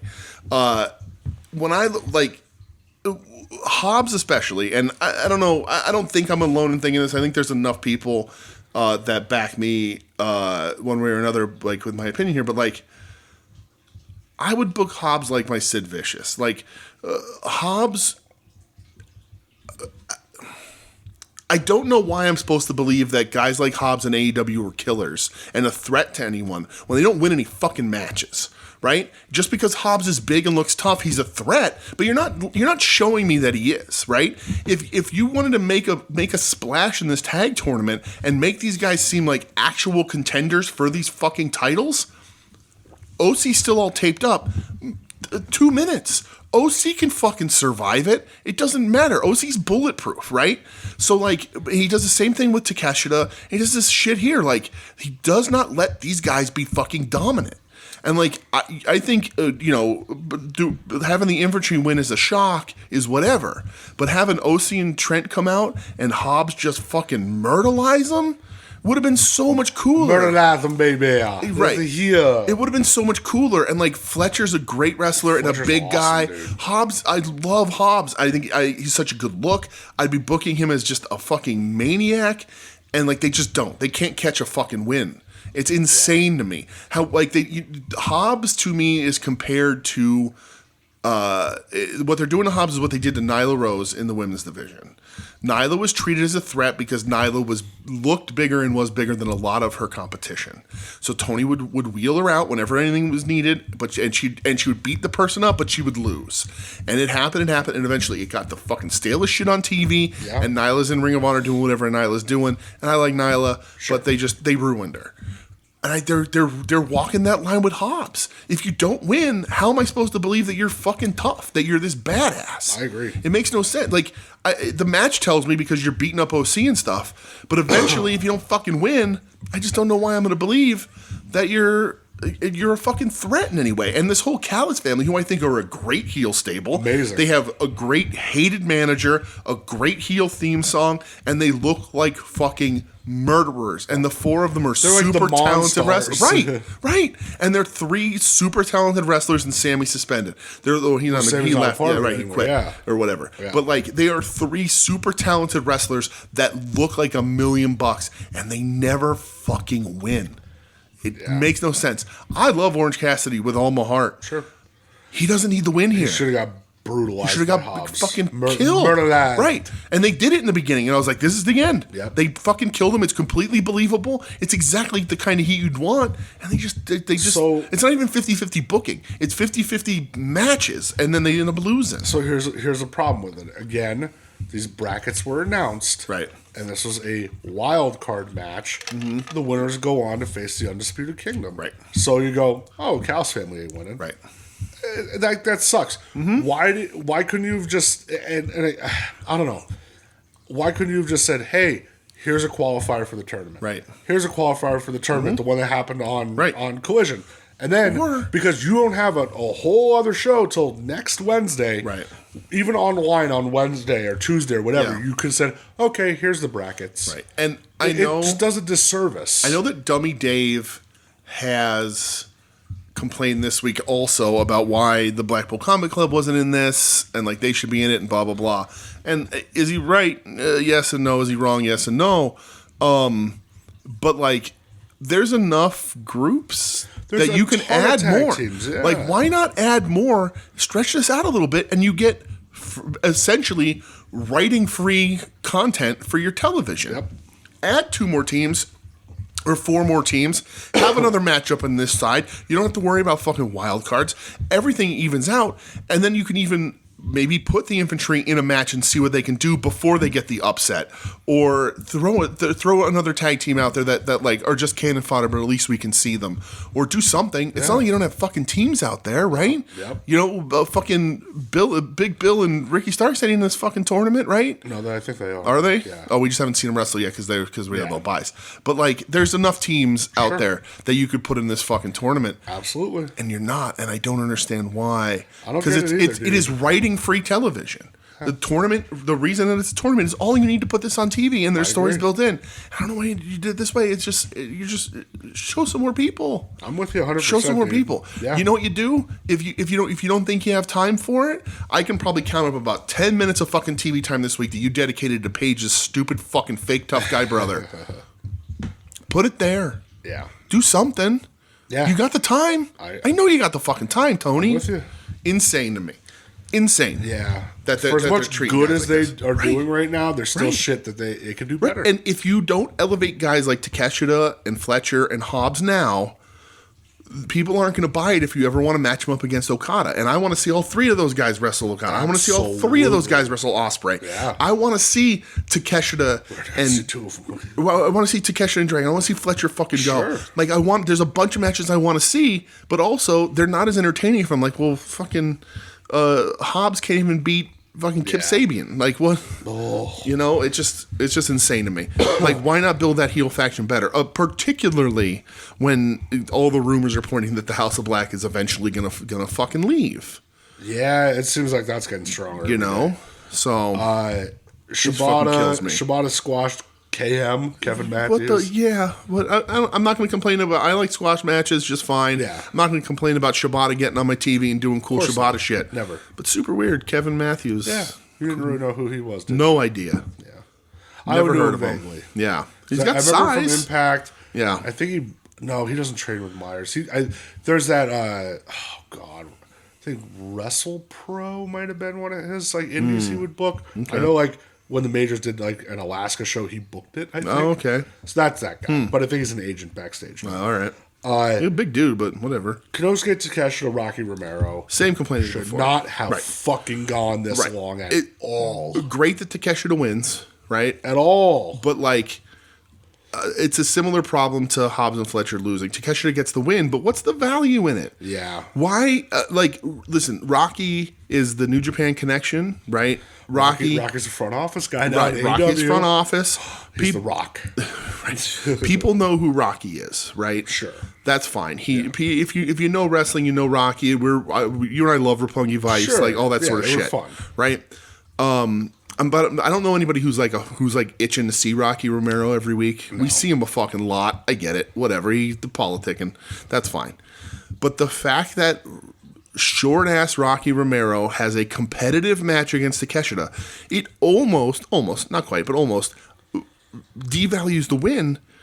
Because it shouldn't be taking this. No, it should not. Commander is in a better position on this card and with the fans, and Rocky had more of a match against Takeshita. Yeah, really and like the match was fine. Takeshita's great. Rocky's a good wrestler. But from a standpoint of you have this fucking heel team that should be killers, this is the opportunity. This is 2 opportunities on this show for that stable to be murderers. Yeah.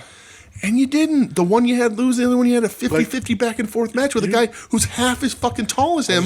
And no fucking reaction from the crowd. I was just going to say, you had Shibata run through Kevin Matthews, who's bigger than him. Yeah.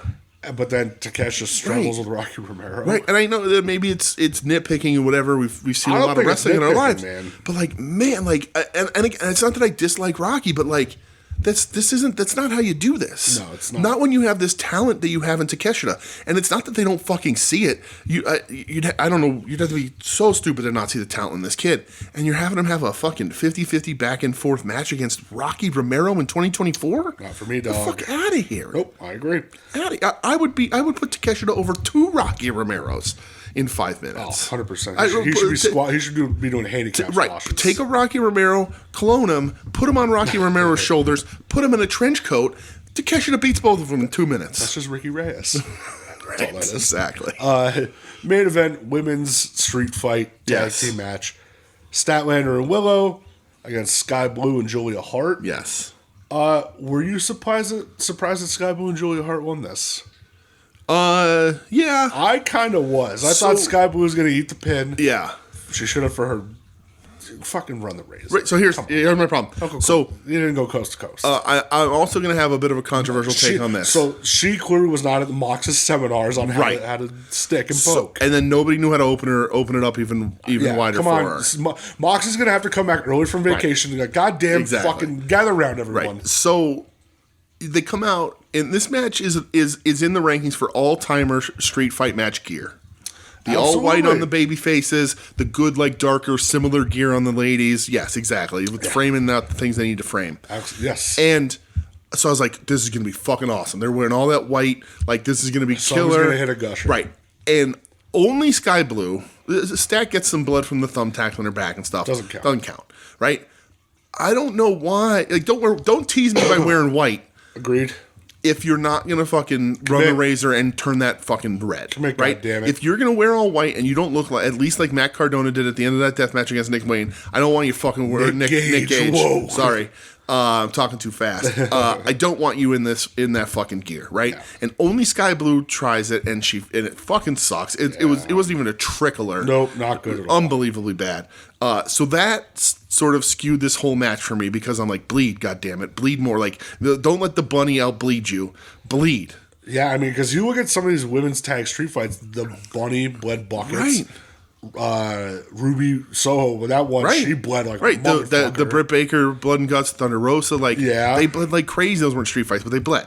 Yeah. But like, I wanted that so bad that I like had to like take my time afterwards and be like, okay, that match was very good. It's a really good, fun, chaotic street fight. Crazy fucking spots. Right. Willow through the table with Sky Blue. Yeah. Sky Blue doing the code blue on the announce table was gross. And the table doesn't break. Like, incredible stuff. Stat ticket, thumbtack bumps. Yeah. Whenever they call on the ladies to have a street fight, and they always fucking deliver. Yeah, they do crazy bumps. They do stupid, silly shit, and I really enjoy it. But I'm just sitting there going, bleed. Yeah, it's bleed a little. Bleed, especially because this is less than an hour removed from Edge Christian in a very similar match. Yeah, let's bleed. And they bled. Yeah. So bleed. I agree. Outdo them. Fucking bleed. Make come on, make these fucking guys realize, like, oh, you think you bled? Yep. All four of us were gonna bleed. We're gonna fucking gig the referee. We're gonna start cutting people in the front row. Just fucking get it done. Tony Schiavone's gonna bleed in this fucking match. Remember Briscoes versus FTR where the ref did bleed? Yeah. How fucking cool was that? Right. We got fucking septuple blood in that fucking match. That was the best. Whatever. But, it was so cool. But it was a very good match. I just skewed because I wanted more blood because I'm a ghoul. And them losing Stat and Willow really does make me feel like a heel turn's coming for some reason. Maybe. I don't know if one's going to turn on the other. I mean, they've been teasing that Stat is. A little bit. Maybe Willow's a bit of a red herring to throw us off that scent. Well, because Willow, like, when the lights came on, she had that chair ready to hit Sasha, you know? Mm-hmm. I wonder. So that's all. She ran away. That's all the U.S. and wrestling I wonder this week. She won't stay. A lot of AEW. Not going to be as much U.S. wrestling next week. My little runaway. Sorry. Oh, I thought we were going to do Bon Jovi. Run away. No. So we have a couple questions that we could do now. We do? We're doing them now? This is what we're doing it? We're going to hold off on Tim's. Okay, I don't have to play that yet. Would you like the mystery question first or Ed's two-parter? Oh, well, since I know what Ed's two-parter is, let's do the mystery question first. So the Ed's two-parter ends and goes right into the Terry Funk moment of the week, so maybe people can recover. Jesus Christ. So... I don't even know I don't know this question or who it's from. Do I know this person? You do know this person. Okay. So I got a text this morning. Okay. Saying, hey, got a question for you. Okay. For the show. And I was like, oh, what's up, brother? Mm-hmm. I thought it was you said brother, so you said Tatum? No, but I did, so Tatum's been listening. Right. Shout out Big Tate. She can listen to this. She might. She went back and listened to an episode with Michelle because she can't handle just us by ourselves, which is a fair assessment. I can't handle us. That's true. But I said to Tatum, I was like, "You're learning wrestling." Yeah. I was like, "You love it," and she goes, "I'm getting there." Yeah, that's it. Yeah, I've been yelling at her about it too. Yeah. This is Michelle will kill us as Tatum starts liking wrestling. Let's go, Tatum. So this I got stooged off that this question was also being asked on the At Odds voicemail this week. Oh, so depending on what on your listening order. Okay. This is from Mr. Doug. Oh, jeez. So I can't wait to mystery question. I can't wait to listen to At Odds and say this is Doug and hear Joe gasp. What are the best muscle guts in the history of wrestling? Any era, any promotion. All right. He did have a bit of a caveat because he did say, where's that here? That he needs this information. I expect at least Dino Bravo and Don Morocco mentions. Okay. Which, of course, Don Morocco, that would be Marcus's. So Tim and Marcus answer this on Final Wrestling Place this week as well. Your favorite power guts. Okay. So my mind immediately goes Scott Norton. So Scott Norton, my mind went to the fucking gear. Absolutely, his with gear the brick wall. Showcase. Yeah, for sure. The power gut. For sure.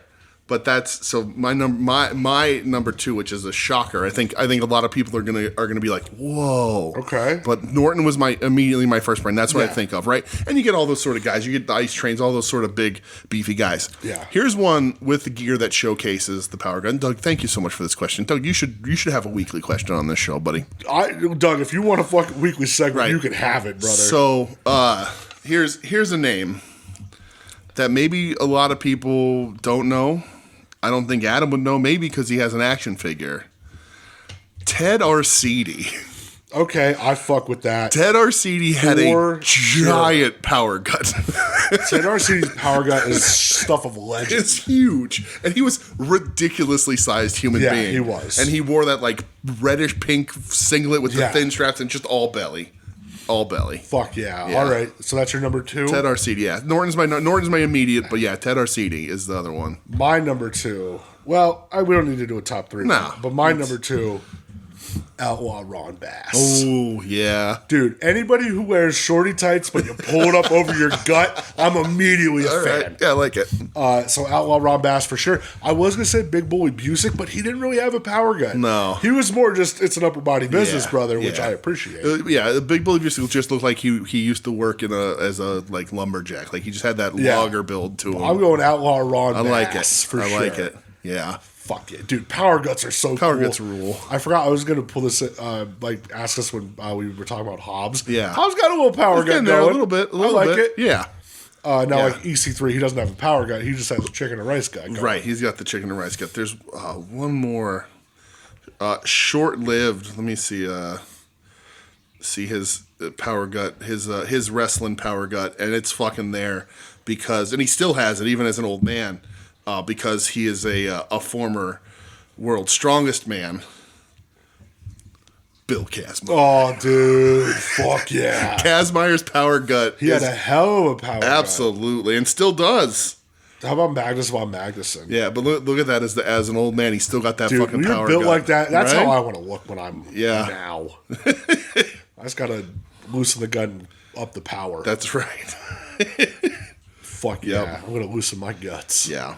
Doug, you're the fucking best. There you go, right here. Look at that. Look at that with Steiner, with the American shorties, Kazmaier with that gut. Yo, power guts fucking rock, man. Norton is definitely like the best wrestler to have a power gut. That's like a quintessential power gut, though. Yeah, because like Arcidi and Kazmaier, they're not fucking good wrestlers at all. But Norton was. Yeah. That power gut fucking rules. I mean, did you ever see the Ron Bass Classic Superstars? Yeah. He got one. That's pretty crazy. Outlaw Ron Bass. I know Zombie's making a Big Bully Busick figure. Kind of want it. All right. Yeah, dude. Doug, if you have a question every week, or you just want to pass along your thoughts, whatever you want. Wrestling or otherwise. It doesn't have to be about wrestling, Doug. It can be about whatever you want. Whatever you want, Doug. Right. Yeah. What do you want to talk about? Yep. What do you want to talk about? You want to talk about music? Whatever, Doug. Right. Well, we will talk about this on this show. Right. We need Doug. That's right. All right. Death coaching with Doug. Doug's Death Coach Corner. Uh-huh. All right, so Yep. The Ed Cody the 2-part question of the week. Ed Cody 2-parter. I think we might need a jingle for this too. I don't know. We need something. Well, this week we're going to need something. Yeah. I wish that I don't, because keep doing it the way you're doing it, Ed. But Ed, I wish nobody had seen this 2-parter before we talk about it right here. Ed, you're a beautiful soul. I tell you that all the time. Yeah. He's going to take this show in an avenue that I never wanted it to, nor where I ever thought it would go, but we're going to do it. I would never talk about it, but it's Ed. Just for Ed. Yeah, because, again, you're a beautiful soul. That's right. First part. Yes. ROH is weird as fuck. If TK came to you and said, yo, make a roster with some folks I'm not doing much with, who are some folks you're picking?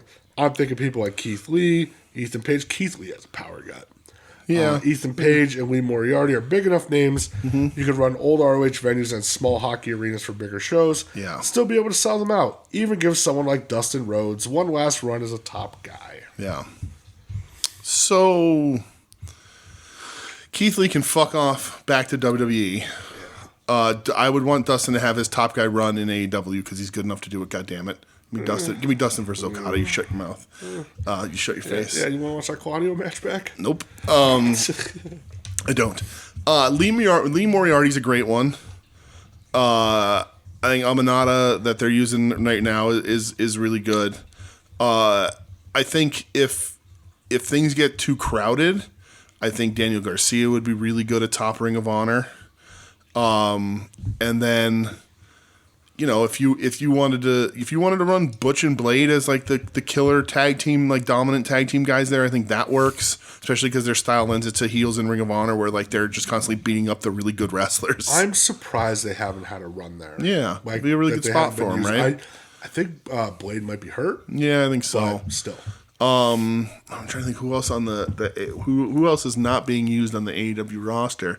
Did you see that fucking Otis wants to do Meat Madness match at WrestleMania? No, that was Bronson Reed. Well, Bronson, yeah. What an original idea, pal. Yeah, cool, bud. Hey, remember that time when you pinned Okada clean as a sheet? And then you left? Yeah. And then TMDK actually became cooler. Yeah. Who else? Do you have anybody? I'm trying to think. I'm trying to run my brain through that roster. Like, if there's anybody in AEW that... So I was trying to think, like, who would be my world champ? Yeah. Who would be, like, tag champs? Mm-hmm. So, that's a fucking hard question. I had time to think about this, too. Who do I feel is being underused in AEW? Well, we just fucking talked about the Callis family. Right. I just think that they're bigger than ROH, even though Kyle Fletcher's a TV champ there. Right. Give Hobbs a fucking world title run there. That'd be a good spot. Yeah, and then if you're gonna do it that way and move him up right now, give him a fucking power, like just a hell of a run. Yeah. Book him like fucking Vader. Mm-hmm. That's what you should do, or like you said, like Sid. Like Sid, right? Just wrecking people, ruining things for Hulk Hogan. Yeah. Yes. Make the Outrunners the tag champs. Outrunners tag champs, absolutely. I would take what's her name, Athena. She needs to be in AEW and move her to AEW. And I would run that women's division through Emi Sakura. Okay. At the top, just the old. I don't know her fucking status, but I'd go Yuka Sakazaki. Yuka Sakazaki, yeah, that'd be a really good one too. But just some of these, like, underutilized sort of the women's talent, because Ring of Honor is going to rely a little less on storyline and promo, even less than AEW does. So get some of that in there. But so even like to address the people you mentioned, like Keith Lee, if Keith Lee was like not being a shithead, I could see him having a Ring of Honor world title run. Right. Yeah. I'm not really an Ethan Page guy.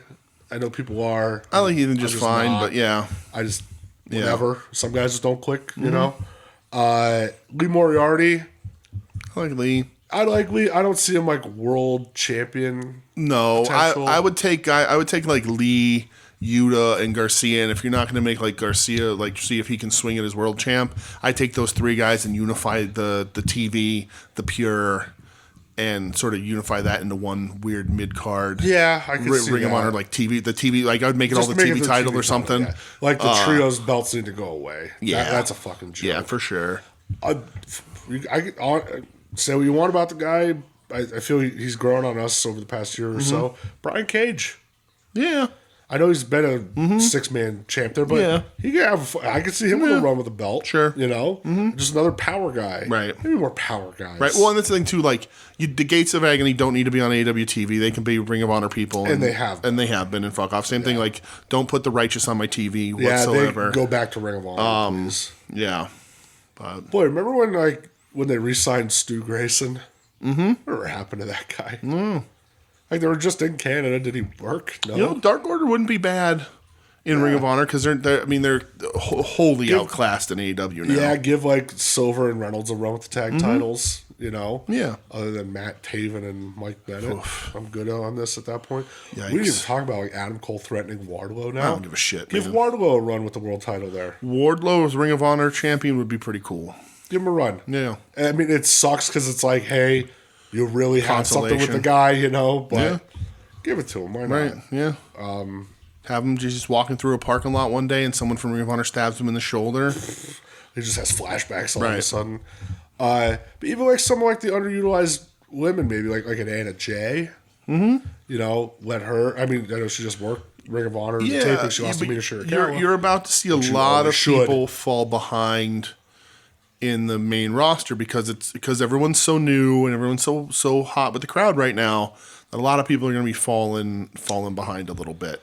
Yeah. So, and we're going to have seemingly, I would be shocked if we don't have Mark Briscoe as Ring of Honor champion at Supercard where we just weep openly. Yeah. You know what? Sammy Guevara. Yeah. I'd put him there. Yeah, give him a spell checker and put him in Ring of Honor. Put him there. Why not? Yeah. Give him a world title run in Ring of Honor. Yeah, right. And you know what? If Matt Hardy wants to go to WWE so bad, fucking let him, dude. I would not. If I'm Tony Khan, I'm not. Leave now. I am not spending a fucking second arguing over Jeff and Matt. He goes, if you want to leave, I'll pay out half your remaining contract. See ya. Yeah, I'll just say thanks. Bounce. See ya. Yeah. Have a good run, brother. Yep. Thanks for being here. Glad you're doing well. I know he's not there all the time, but give Rob Van Dam a ROH title run. That'd be awesome. Why not? If you can give it to Chris Jericho because you thought that was going to get you a TV deal and it didn't, give it to fucking Rob Van Dam. Yeah. The second part of part two of the Ed Cody 2-part question, where we thought we'd never go. You think this is going to alienate some of our audience? Yeah. Okay. It's fine. I don't think so. Listen, I have an answer for it, so we're good. All right. A bit of a lighter topic. Yeah. What changes? Jesus Christ. What changes if the January 6th terrorists actually capture and hang Mike Pence? Does the election get certified? Is the MAGA cult taken seriously as a terroristic threat? Would Trump be easier to lock up for treason? Or does half the country still not care at all and things just kind of go the exact same? All right, so I have an answer to this. I've been thinking about this one, Ed. This is, I never thought we'd go this way. It's fine. It's not wrestling related necessarily or at all. And I mean, someone. You're the only, literally the only person. To be fair, the question is kind of sort of about a WWE Hall of Famer. So, things happening on January 6th. I thought I was going to talk about Macho Man making his WCW ring debut in '95. Right. Yes. Where he beat the Avalanche. There you go. Aww. I'm not a fish. I'm not an avalanche. I'm a man. One of my favorite promos ever. Here's my answer to this question, Ed. So, the thing about that day, and we've all been able to litigate it and go back and forth over it forever ad nauseum, is everyone was waiting for it to reach another level, right? I'm not excusing anything that happened, obviously. It's heartbreaking and terrible. And this was, if you listen to Jesse Ventura on Jericho, when Jericho asked him about it, clips, and Jesse goes off, and Jericho's just like, yeah. So, some people fucked around and found out, right? Sure did. And So as the what changes it with his question about them actually, and he says like Penn specifically, and I know that was the target. I'm saying if any political official that day was actually harmed, that is a line that cannot be crossed and swept under the rug, right? Otherwise, people of any alignment and affiliation can spin to be like, well, the dude's just carrying a podium, things got out of hand. Sure. You know, the people who, like the one person who actually tried to press forward, fucked around and found out, right? But the line of actually hurting a political figure in any way turns January 6th into a bloodbath. Oh, funny you use that word. Right? So, and because the restraint shown was because it's who crosses that line first, right? And as bad as it was, and again, I'm not excusing any of it, a lot of it was just a rowdy people being really shitty and getting out of hand and going where they weren't supposed to go and being violent and destructive. But that is a line that can happen and can get spun and or excused or whatever. Sure. But once you harm an individual and your goal was set out to harm that individual, then the National Guard comes in and we have like Kent State. Like it becomes a fucking bloodbath. Yeah. Do I think any of the other stuff happens with certifying and all that? I don't know. I think there's you do run that risk of like them using that, like that being the end game so that martial law can, and all that stupid shit. I'm not getting into that, Ed. I'm sorry. Sure. I love that you asked this fucking stupid question. It's hilarious. But like it's a lighter topic. It is. But the line wasn't crossed, and I think if it was, the night the line was crossed, there is a ton of people fucking around and finding out, of course, very quickly, right? I don't care who you are necessarily in this country, whatever side, whoever you like or don't like or praise or t-shirt wearing or hat wearing or whatever. Treat them like you're like politics is a fucking sport. You just get completely obsessed. Whatever. It's gross. Right? Do not think that when push comes to shove, any president and any politician of any political party will not be ready to flex their muscles back at the people if we got too rowdy, right? Yeah, I don't care what side you're on. I don't care how progressive you think you are. I don't care how right-wing you think you are. If you cross a line, any politician will be more than happy to use the full force and might of the military and government powers to eliminate you. Yeah. And that's what really would have happened. The rest of it is a crapshoot. Yeah. Because once that happens, it spirals. I agree. I'm not like, as the older I get, I'm kind of like not a person who cheers death. Sure. I don't want to see anybody hurt.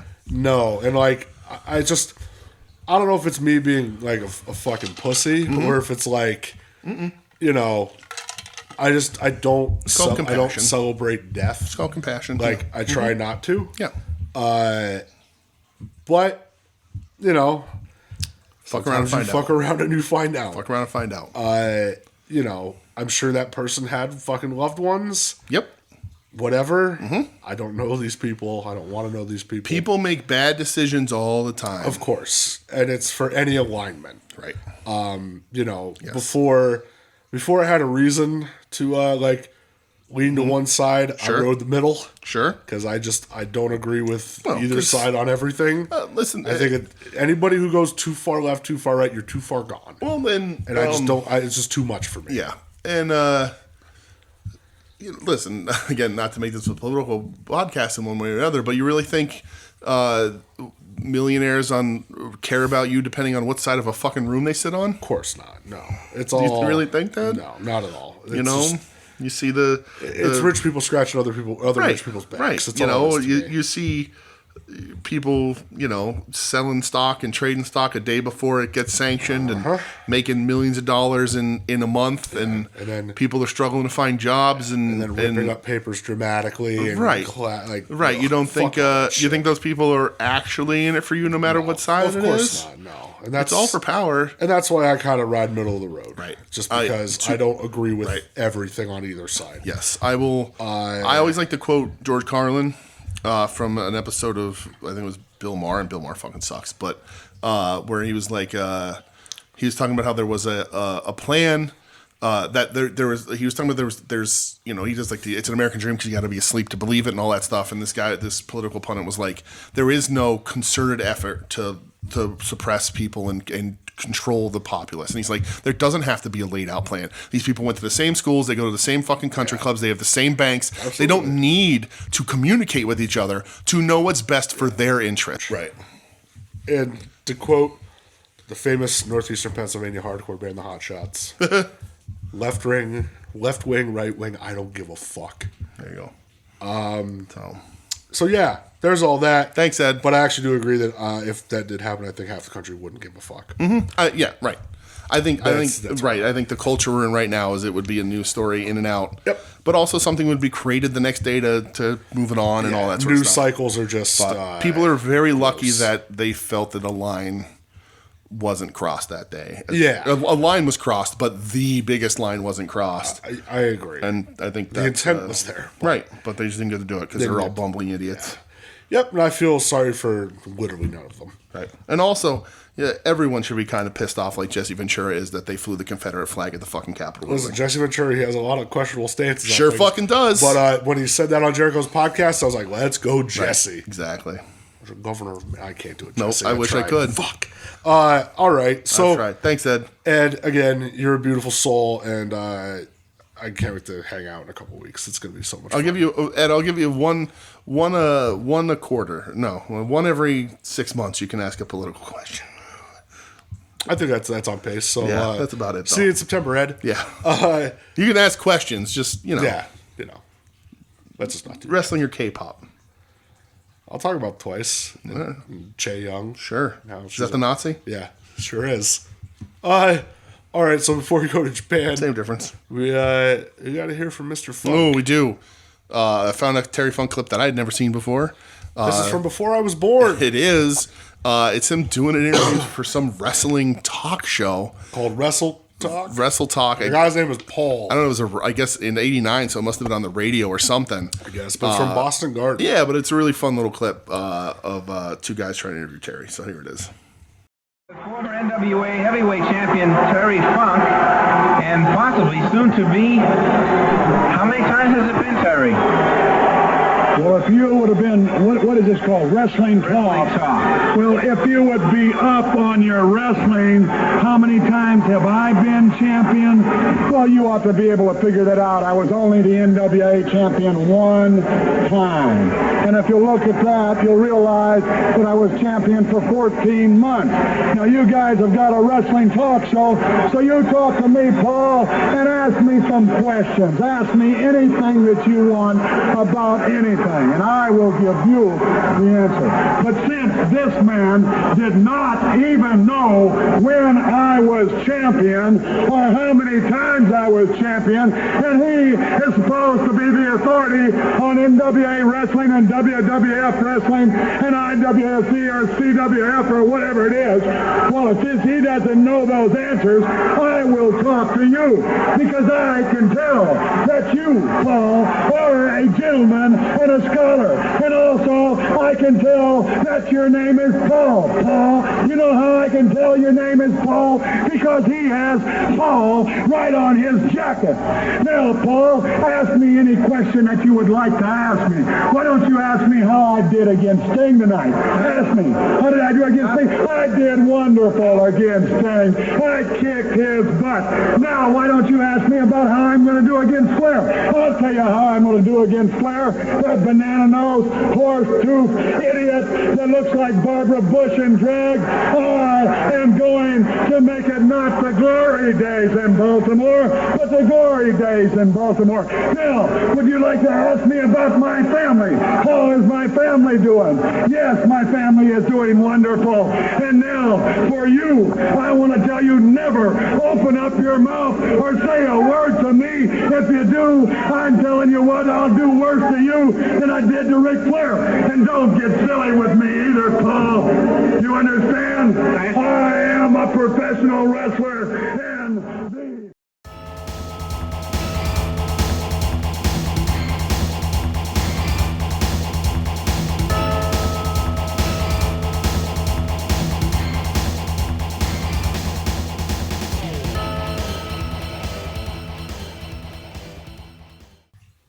And we made it. All right. Here we are. We're in Japan. We're in Japan. Lots of Japan this week. Quick update. Drake is up by 8. Nice. With 8.5 minutes to go. Is that good? Yes. Yeah, that's good. That's what you want. I know that's what I want. I just don't know if is that really good? As long as they're up. That's all that matters. Well, yeah. All right. I don't know how quickly things can turn in college. Well, they could really turn because Nevada was up 56-39 and they lost 62-60 today. Wow. Thanks, Nevada. You fucks. Well, come on, Drake. Let's go, Drake. All right. So we're in Japan. We have 3 different promotions. Okay. Talk about. Who do you want to talk about first? New Japan. All right. New Japan Cup. The New Japan Cup. New Japan is very under-fucking-whelming right now. But I watched 3 matches. How many did you watch? 2. Okay. Two. From night 8, did you watch Yota Tsuji versus ELP? Absolutely not. I don't know why. I don't know why I said absolutely not. Oh, what the fuck's that about? You like both these guys? I didn't mean that. I do like both those guys. No, I didn't watch that one. Oh man, this was awesome. Was it really good? Oh, yeah. I thought it would be. Me. Yeah. Oh, okay. I thought it would be, but you didn't watch it. You said, no. Why would I? Yeah. Fuck ELP. No, I like them. I'll tell you exactly why. This up to this point, this was the second best match of the tournament. Yeah, we're a little lucky. We're a little lucky. Nobody's lucky, but I almost didn't talk about any New Japan on this fucking show. Like, I almost didn't watch any of it because, like, when I see the things that they did, like when they like getting Sabre out of it early, all the House of Torture stuff. Yep. I was like, I don't know that they're gonna be worth my time at all. Like, I'm not gonna reward bad behavior even if the match is good. So it took me a couple days to be okay with it. So I did not watch this match. Well, this match rocked. Okay, that's good because I really like ELP and I think he's a guy they could use more. And we'll talk a little bit about that. Okay. Semifinals. I watched one of them. Yeah, me too. Hiroki Goto versus Sonata. Yeah, so because Finley got hurt. So Finley Goto didn't even happen. No. They just moved Goto through like a bye. I thought Finley Goto happened when I first saw the news, and then they were like, well, Finley won, but we're moving Goto through. Yeah. But yeah, so Goto Sonata. Yeah. I thought this was better than expected. Yeah. Was it Sonata when he hit the pile driver on the floor on Goto? That was sick. I like this a lot. I like both these guys. You know I love Goto. Absolutely. I like Sonata. Ed doesn't. That's fine. Ed's a weird guy. Obviously. Ed loves Goto though. Right. Ed loves Goto. I'm in like with Goto. Sure. But I like this a lot. But I really think I would have enjoyed it more if I wasn't like, I guess I'll watch this dumb fucking tournament. You know, like. Yeah. I don't know that New Japan really knows the damage they're fucking doing. I really don't know that they know. And like a thing with wrestling is you talk about it all the time with AEW and WWE, right? So they're both down like 600,000 viewers from like last year. Like everybody's talking about that, like, oh, AEW's numbers in the shitter. WWE has dropped the same amount, right? They just were higher up to begin with. Yep. But when you see like the things that AEW has been doing and the reason why they're heating up right now is it takes 2 to 3 months for that shift to really happen, right? Same thing's going to happen in WWE. If they don't hit a home run after this Mania with Cody, which I don't know how they can. Who was talking about it in the comic shop this week? Who the fuck is there? Yeah, there's nobody. There's nobody, right? They're going to see a downfall, right? But to see those numbers start to turn, it has to be when tickets go on sale after something like that, and it's going to be like 2 to 3 months after the event before the fans and the reaction is measurable. Yeah. And AEW has the opposite of that, right? You go back to December, and they were rocking and rolling. Yeah. And, Continental Classic, that whole thing, rock and roll. Great. But now we're starting to see that sort of uptick of people talking about them, and the roster got better and all that kind of shit. Because we're not consumed with the MJF universe. Right. In hindsight, what a terrible run MJF's is going to be going down as. Yeah. Just devalued that fucking belt. But New Japan is riding high still right now. But I think in 2 months, Like, this is going to be a hard summer for New Japan. I think they're riding high, dude. Well, they're not right, but like you're not seeing it. The fans are still into it. The places are still somewhat full. But like when the tickets start dropping and they stop getting buzz online and stuff, I think this is going to be a really tough summer for them. Like, they're going to have a hard fucking time. You say it's a cruel summer? It is. Fuck yeah, Banana Ram. I'm bouncing a soccer ball on my knees. Ooh, Sorry. I like it. It's like Karate Kid. But anyway, I did like this match. I just the wind's still a little bit out of my sails here. Well, but I do like Goto, and there was no way Goto was going to beat Finlay. This was going to be Sonata Finlay. Yeah, and it was going to be Finlay in the finals. I'm also super glad that Jack Perry lost to Sonata. They didn't give Jack his win back. I was going to make a rhyme, but we're good. Did the win get back under your sails at all for these finals? Yes. Yota Tsuji versus Huge Goto versus my guy Goto. Yeah, this match was really good. Yeah. I really liked this one a lot. Felt like the first New Japan match really felt like a big match. Since like Wrestle Kingdom, maybe. Yeah, this felt like a big time match. Goto, I think, is a really good person to be here in this. If this was going to be Finlay, which looks like it was going to be, right? Yeah, you would think. God damn, that match would suck. I wouldn't have watched That'd be so bad. I wouldn't have watched, dude. But yeah, I think Goto's the first guy to kick out of the Gene Blaster, which is really cool. Yeah. I think Goto should, most importantly in this match, Goto did his job. Yep. And Yota is the guy they like the most, clearly. I think they're doing them all the disservice by only running with one of them, because, like, where the fuck is Shooter at all? Just in mixed tags and in big tag matches and stuff. But Yoda's the guy they like.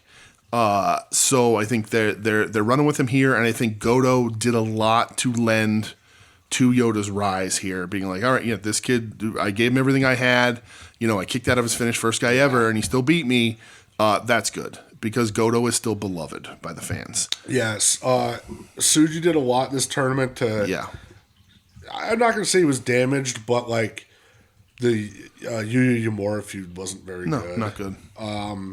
So for him to go on a run here, great match with Cobb, great match with ELP, and now a great match with Goto. Definitely the MVP of this tournament. It shows, like, okay, the kid's got it. Yeah. Let's fucking do it. Yeah. It's going to be him probably, I think it'll be him, Naito. But in a couple weeks, or about a month, is Windy City Riot. So I looked that up. Sakura Genesis is before that. Okay, because Mox is on Sakura Genesis. Is he? Him and Shooter against Red Narita and Jack Perry. Oh, God. Yeah. I looked it up because of what's coming up, and so I had to change my things because I had a story. If they were the other way, I know what I would do. But the thing, too, about this match, and they talk about it on commentary, is that it's crazy to me that Goto and Ishii are going to go down as two of the longest-term New Japan guys. Never held the big one. Nope, they're never going to. They never will. They're Scott Hall. They both had They both had incredible careers. Goto has won the G1. He's won the New Japan. That's because the G and G1 stands for Goto. He's won the New Japan Cup, I think, twice or whatever. Yeah, two or three times. Hold the Never belt, the tag belts, all that shit. Same thing with Ishii. He never won a G1, but like the Never belt is his. Like, it's never the same when it's not around his waist. Yep. Tag belts, everything.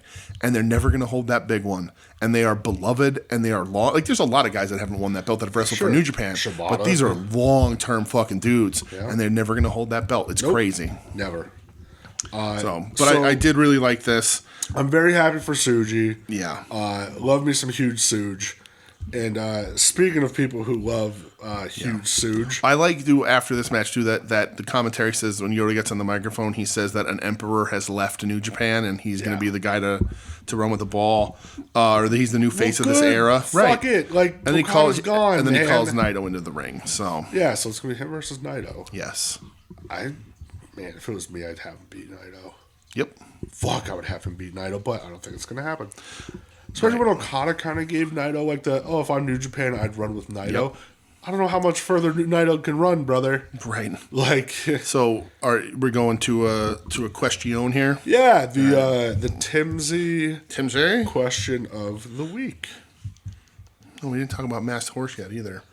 And now the Tim Taylor question of the week.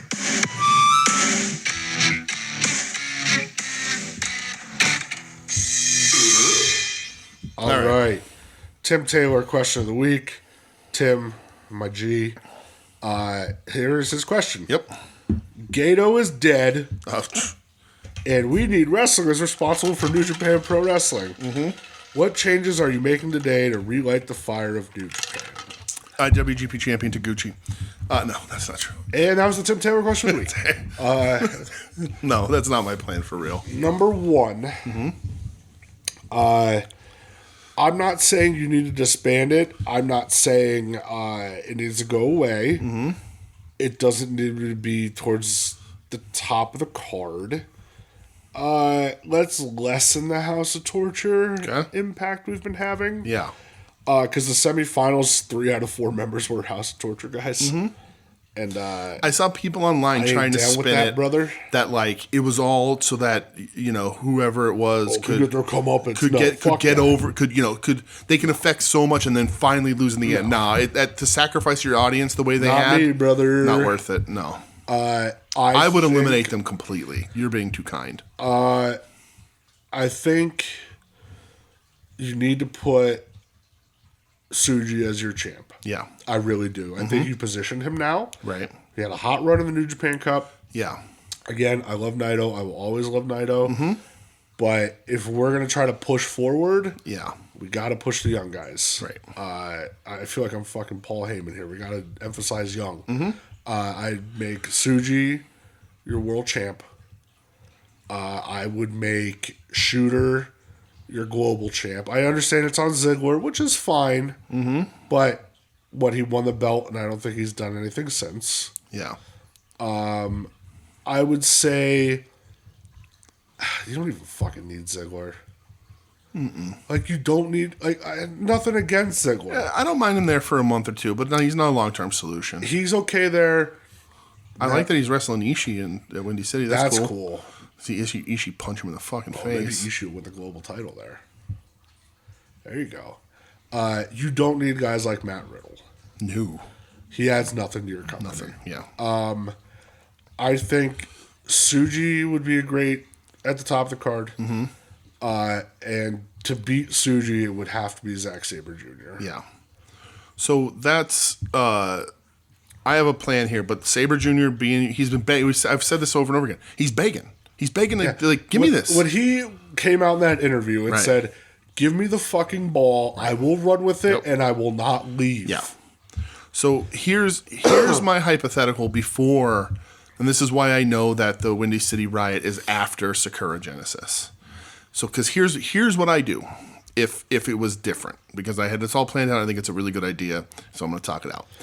Resurrect Gato just to kill him again. If Moxley and Naito happened before Yoda and Naito, I would, because here's the thing, I don't know that Yoda's going to win because it's Mox versus Naito in America for the title.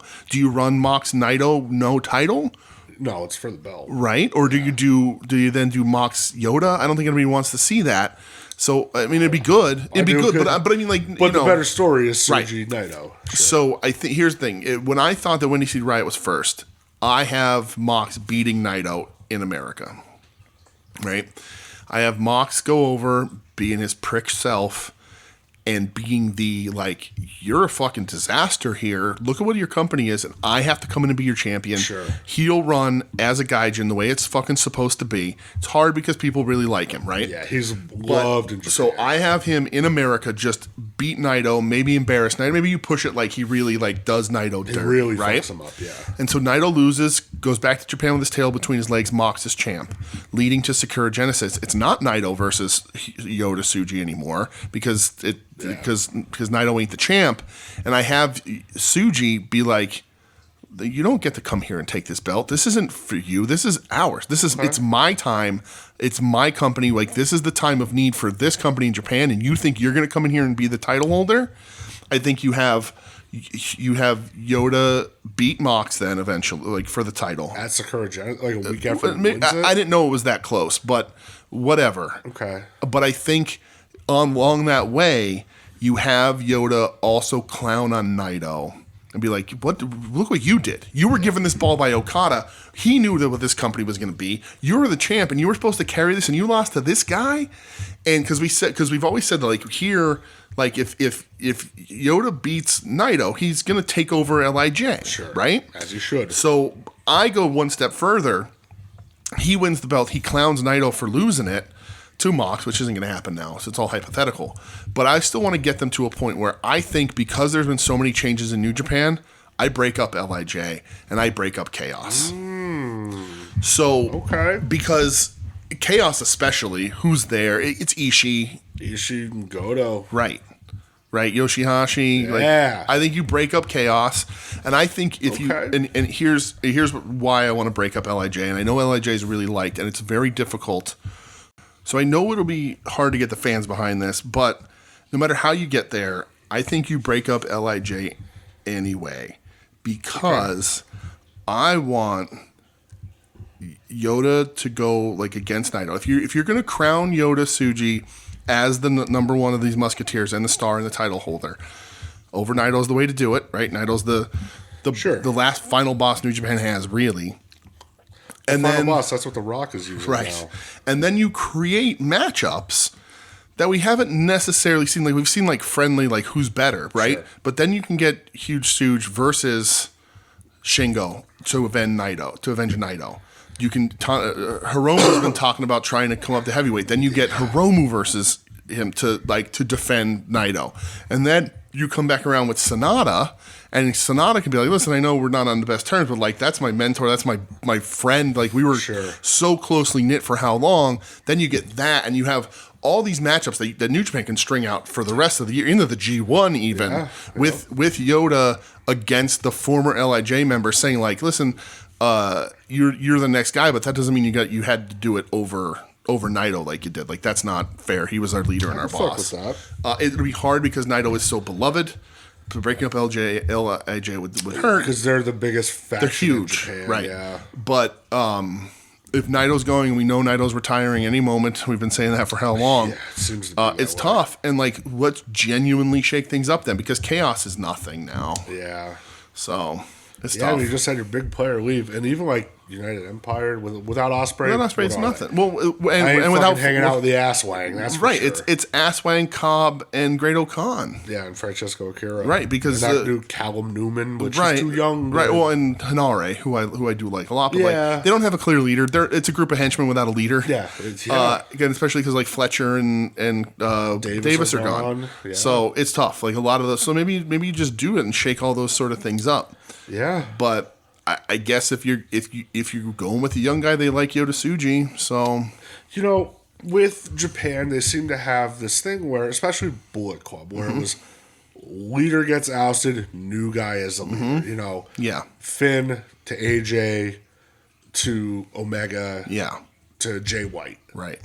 Finley. Do you think Finley was going to win this whole thing? No. You think he would lose to Yoda in the main in the finals? I think so. And I do wonder, like where you're kind of right pointing that out with Chaos, and where do you go from here? I don't know. Right. Because there's nobody to really step up, I think.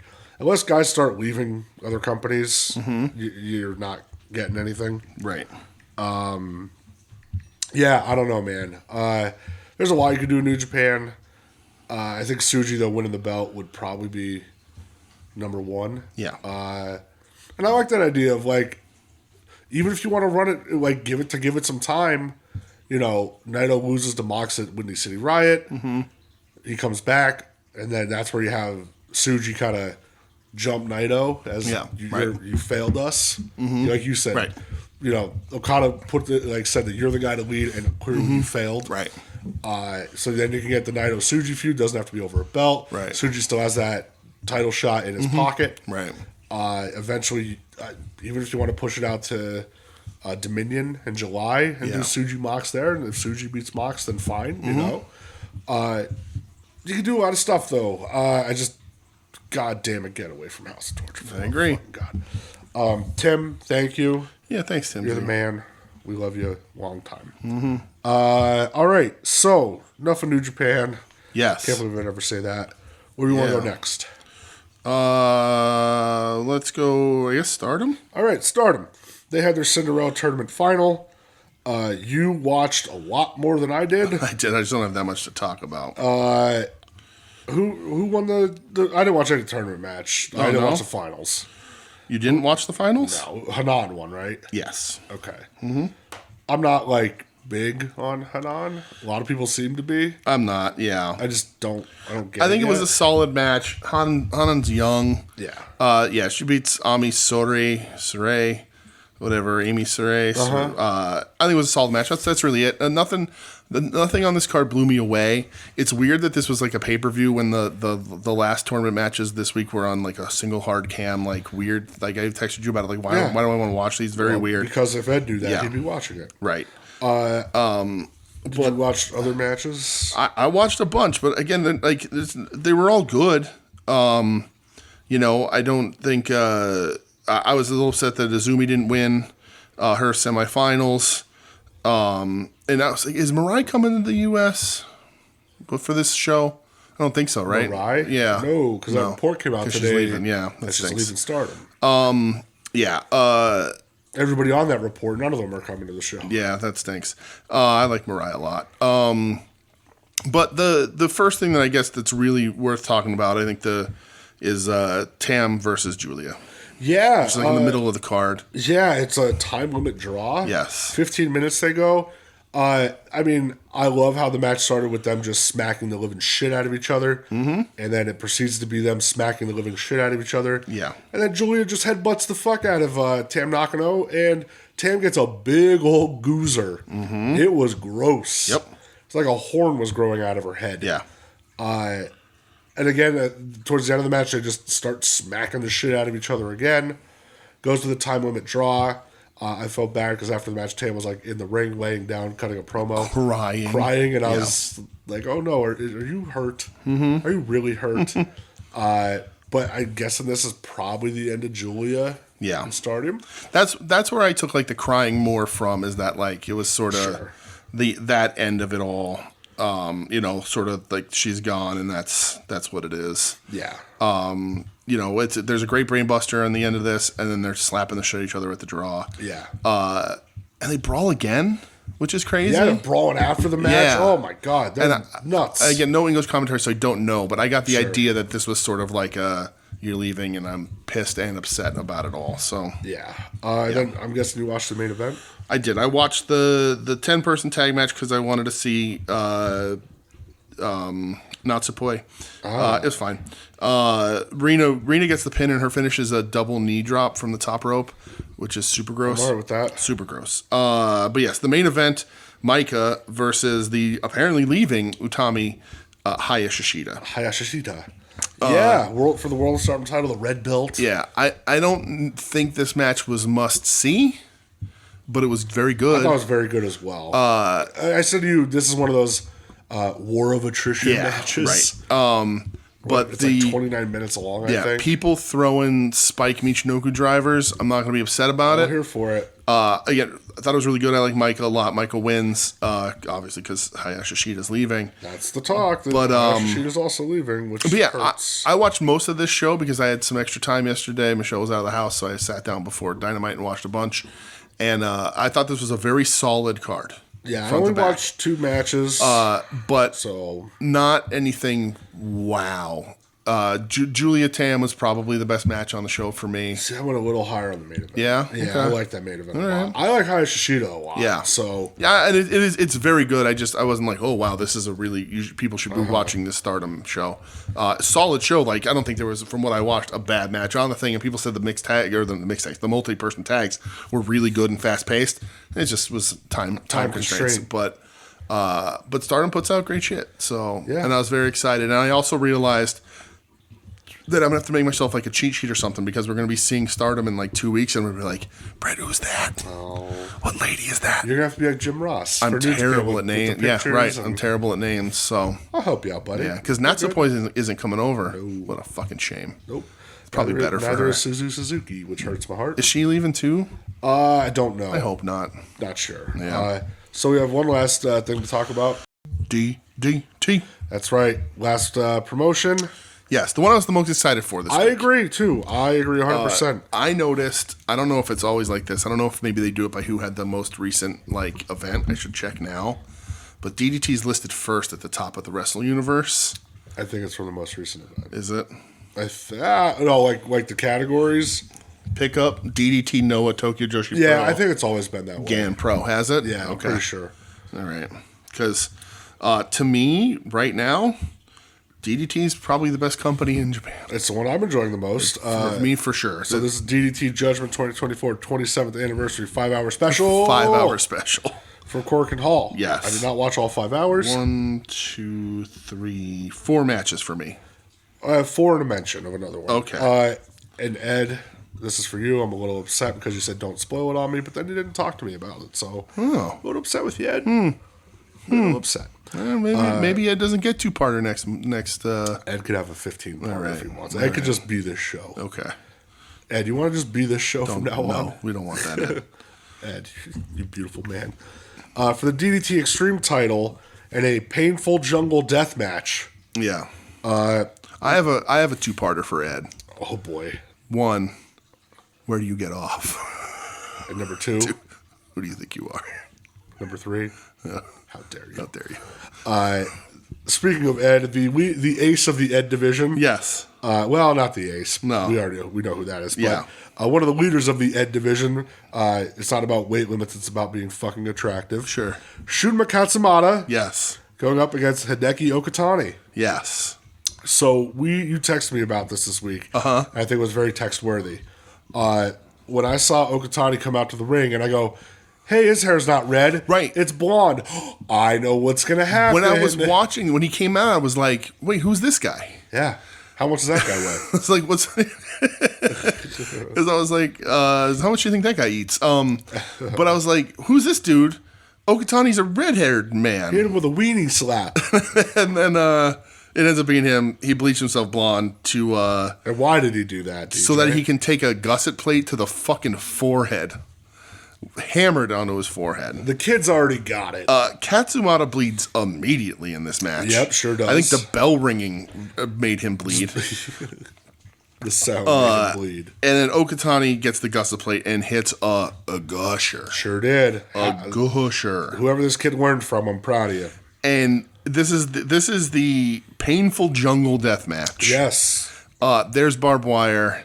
There's a skewer board. There's thumbtacks. They skewer themselves. They do. There's thumbtacks. There's a corner pack full of everything. So many thumbtacks. Yeah. I loved this thing. This was wonderfully chaotic, insane. Yeah. And really just an exciting, fun fucking match. And I'm like, man, DDT fucking rules. Yeah. So good. I agree, man. So, this is the first where I like Katsumata, but I was like, okay, Ed likes him because he's hot. Okatani's been impressing us every time we've seen him for the last couple of months. I'm higher on Okatani, right? But Katsumata won me over here. Yeah. So this was awesome. I love this match. The next match so much fun. I watched was for the KOD tag titles. Oh, you didn't watch the sub 5 minute? Oh, the tag titles. I didn't watch this one. No? Oh, what did you watch? The next match I watched was Mal versus Masada.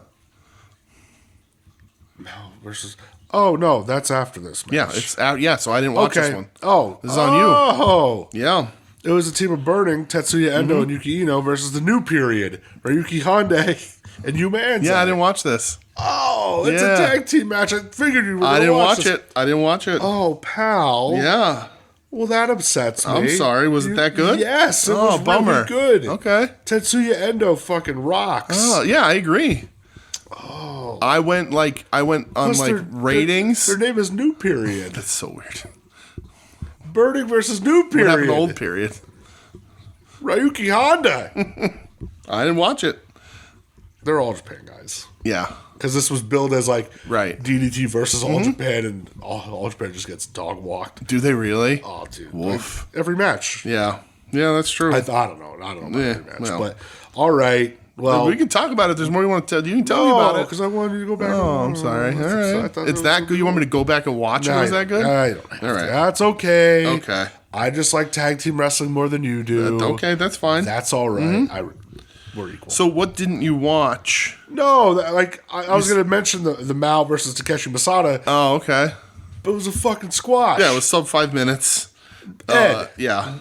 Maybe that's why Ed didn't want to talk about it. So Ed, what happened? I like this match because Masada kicks Mao in the teeth for real. Yeah. And then Mao just beats the shit out of him. Mao gets up and fucks him up. Yeah, like beats the shit. Kawada kicks, slaps him into oblivion.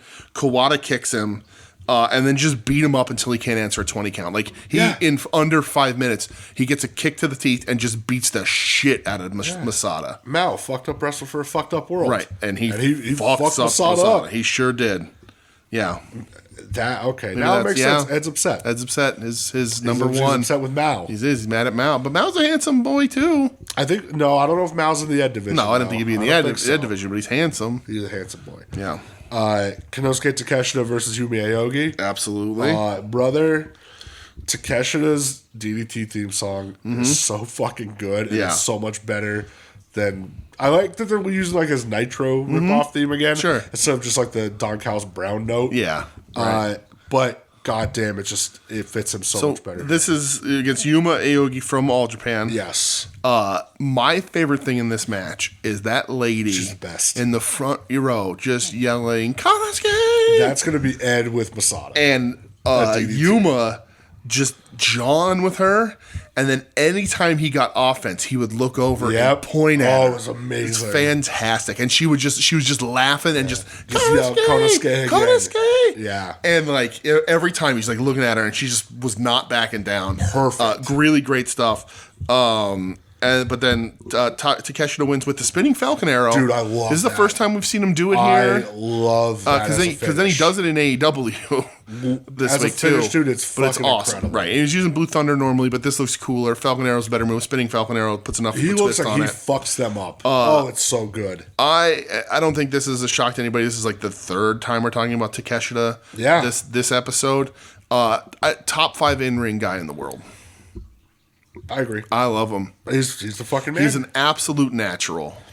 I love the way what he does. I love how he puts stuff together. I love how he chains moves together. He looks good. He's got the size. Dude, when he hits that like running lariat, it's crazy. Yep. I Just love that this dude. Jumping lariat. Oh, it's fucking incredible. Yep. It's catching the rocks. And he's going to be on the DDT show, so we're going to see him. I'd get my picture with him in a heartbeat. Absolutely. Big That would be tough. They'd have to keep security very close for me on that one. I'd try and kiss him. Well, one of us is gonna have to wrangle Ed. Yeah. I know he says, "Oh, I'm gonna be shy." No, you're not. What if Masada gets squashed in Philly? That. We're gonna have to hold Ed back and be like a He's gonna be rabid badger. He's gonna be like a rabid Wolverine. No, like a rabid badger. I wasn't saying that word. I was saying a badger because he's small. Joe, if you get a text saying that Doyle's in the enclosed pool area, oh Jesus Christ. You know what happened to DDT. Ooh. All right, Ed's like a rabid wombat because he has square poops. I don't know if that's true, but it's true about wombats. Did you know that? Yes, I did. Yeah. You're fucked up. They got square buttholes. They just do. It's not science. They just science. They put up. Don't justify. They this put up to me. square poops because their intestines are shaped different than anything else. It's very weird. Hey, go Google a duck penis for me real quick. I know what that. I don't have to Google it. It's in my brain. Yikes! All right, for the KOD openweight title. Ducks are sons of bitches, man. Sorry.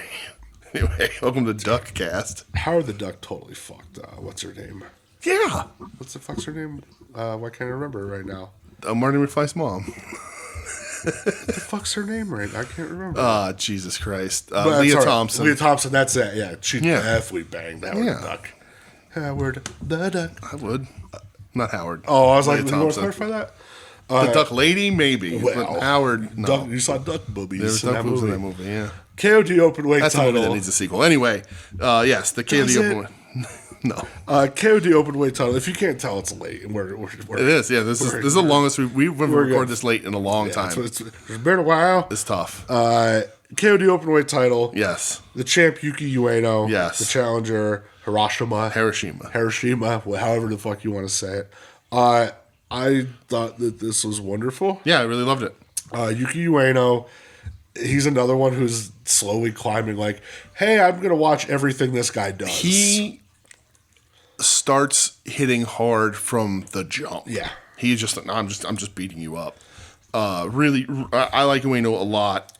You know what I love about him when he puts people in the chokehold? Mm-hmm. He just runs at you and like throws his body at you, and you fall, and then eventually gets the chokehold. Yeah, and the moonsault off the tunnel landed real gross. Dude, how awesome Super was gross that? and awesome.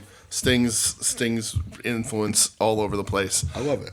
Yeah, this match was really good. A really great main event. Ueno wins. Is Hiroshima an All Japan guy? No, he's DT guy. DDT. All right. Hiroshima. I don't know. However you want to say. Yeah. It. As long as you're not saying take his shit. Ooh. Thanks, MJ. Yeah. Well. Yeah, though, man, I had so much fun watching these matches. This was a really good show. DDT is a blast. Yes. And I really am, like, I understand DDT has the goofy shit. Mm-hmm. But, man, do they bring the wrestling, too. Right. They and absolutely do. Jun Akiyama said that was one of his goals, was he wanted to make this a legit main event wrestling company. It's a really good mix. In a lot of ways, it's like AEW because you're getting a variety of things on every show. You're getting a jungle death match, and then you're getting some really quality wrestling. You know, you had pheromones at one point, and like then you'd have like really good wrestling and stuff. I want to get, because I think is Eno one of them's going to be, one or two of them's going to be in Philly. Are you going to get your picture? Well, if I can, but I also want to get some sort of translator app so I can talk into it and tell them how in Japanese how much I love pheromones and how much I miss pheromones. Or you can just learn it.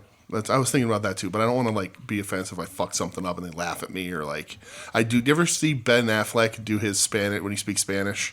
No. Ben Affleck speaks Spanish, but for whatever reason, when he does it, he sounds like Speedy Gonzalez. You can't do that with and like water. He speaks very good Spanish, but he for whatever reason takes an accent, like a very stereotypical accent onto it, and it's very weird because I don't think he's not like trying to do it, but he very much sounds like a Mexican cartoon when he speaks Spanish. So I don't want to do that. I don't want to try and speak Japanese and end up sounding like I'm trying to be in a samurai movie or like overdub a samurai movie in the 70s. All right. So I respect you for that. I respect you, Booker, man. Thank you. But yeah, DDT fucking rules. Yeah, so dude. much fun with this show. I'm so excited for that show. Mm-hmm. Oh, I can't fucking wait. Yeah, we're only 2 weeks away. 2 weeks, dude. At this point. How crazy is that? It's right around the corner. Dude, it's cuckoo beans. I'm pumped. So what were your favorite American match and your favorite Japanese match? American match. American match. God. American match. American match. AEW gave us a lot this week. Uh-huh. So it's tough because do I like Dragon Shibata more than I like Eddie Okada? Man, it is tough. I think I'm going to give it to Eddie Okada just because it felt a little different and like sort of special, and I like that Okada's getting a belt right away. And I am going from DDT, the painful jungle death match. All right. Just because, God, they just hit gushers. They did it the right way. So I'm going Brian. Christian was really good too. It was. I'm good. All right, I'm going Bryan Danielson, Katsuyori Shibata, because it is one of those never thought I'd fucking see this match. Yes. And I love both men dearly. Mm-hmm. And it really made me feel like Shibata is back because he hit the bitch maker. Oh, I love that move so much. He doesn't call it that, but that's just the ripcord elbow to fucking smack. Oh, it's amazing. I want to go watch Okada Shibata right now. Okay. And from DDT, I'm going Yuki Ueno versus Hiroshima. Nice. I really feel like Yuki Ueno is, like I said, becoming must-see for me. For sure. And I'm excited to see Yuki at Philly. Yeah, it's going to be good. It's one of those, again, where I was like, might get a mark pick. Yeah, if they do them, I don't know how they're going to do them because they're going to be pretty fast-paced. The collective stuff, I think, is going to be fast-paced. But I think it's going to be set up in a separate room. Yeah, you think they're going to do that for everybody? Well, that's what they're doing for Tokyo Joshi Pro. Yeah, so that'd be cool. There's a show right after that. Yeah, so right. It's a bigger complex. I think they're going to set it up. That'd be cool. Yeah. Yeah, especially because a lot of people will be staying there for every show and will be. Yeah, I don't know how much Stardom. I don't know. Yeah, because they might do. Arena. Yeah, they might do like TNA or New Japan does and have a little intermission or when you walk in or whatever a little bit after. Because like you said, they got to get out of there because the Hitchcock show's after that. Yeah, right? yeah. So yeah, And with that, they got to hit high spots like pay-per-view times and all that shit. They do. Is it on high spots? I don't know. Yeah, I assume it'll be on High Spots Network. So, I don't think the Stardom one though. Will No, be. No. Why yeah, would it just be? put it on. Yeah, that's true. Just film it and show it on Stardom World eventually. That's true. Did you buy anything? I don't think so. Okay. No. I bought the Heart Foundation. Did I talk about that last week? I don't know. Maybe. Remember. I think you did. They came in. Dude, they came in. Gorgeous. Yeah, that's cool. Chase. No, I'm gonna bring them up so you want to look at them. There's no difference in the Chase figure, right? Just the black packaging. Yeah, like the Slaughter. Yeah, right. And then I bought some other shit. I got the Eddie Guerrero Ultimate. Nice. The WCW one. I forgot about it. I missed it because it was sold out. So. And then I bit the bullet on the whole Monday Night War set. Wow, really? Yeah, because I want that Disciple. Nice. And I'm just going to be like, hey, who wants a Rock? Yeah. Who wants a Nation Rock? But then I kind of want to be like, I'll just get the Nation. Get the Nation, too. Right. Why not, right? Why not? I love the Nation of Domination. Who doesn't? Why the fuck not? Right. I don't think there's any, because Harlem Heat, I want both of those. They just put a bunch of them out, so like you can get the D-Lo and the Kama. They're pretty the recent. Mark Henry one's going to be expensive. Yeah. But see, I don't think they ever did a good Farouk. Then the 2-pack Farouk with the Rock. It's not that good. No, he's in the outfit. He's got the little hat. Yeah, it's not that good. Yeah. I need closed hands, brother. There's no closed hands on it. C-grips. Can't have that. Bummer. That's all that I bought. Right. Because again, I'm saying, that's all I got. But I'm still saving for Philly. Yes. And God damn it, I can't wait. It's gonna be dangerous because when we're down there, I get paid that Friday. It was not that I live fucking paycheck to paycheck, but it's like, gonna have some extra cash, and if we decide to go do some shit, who knows?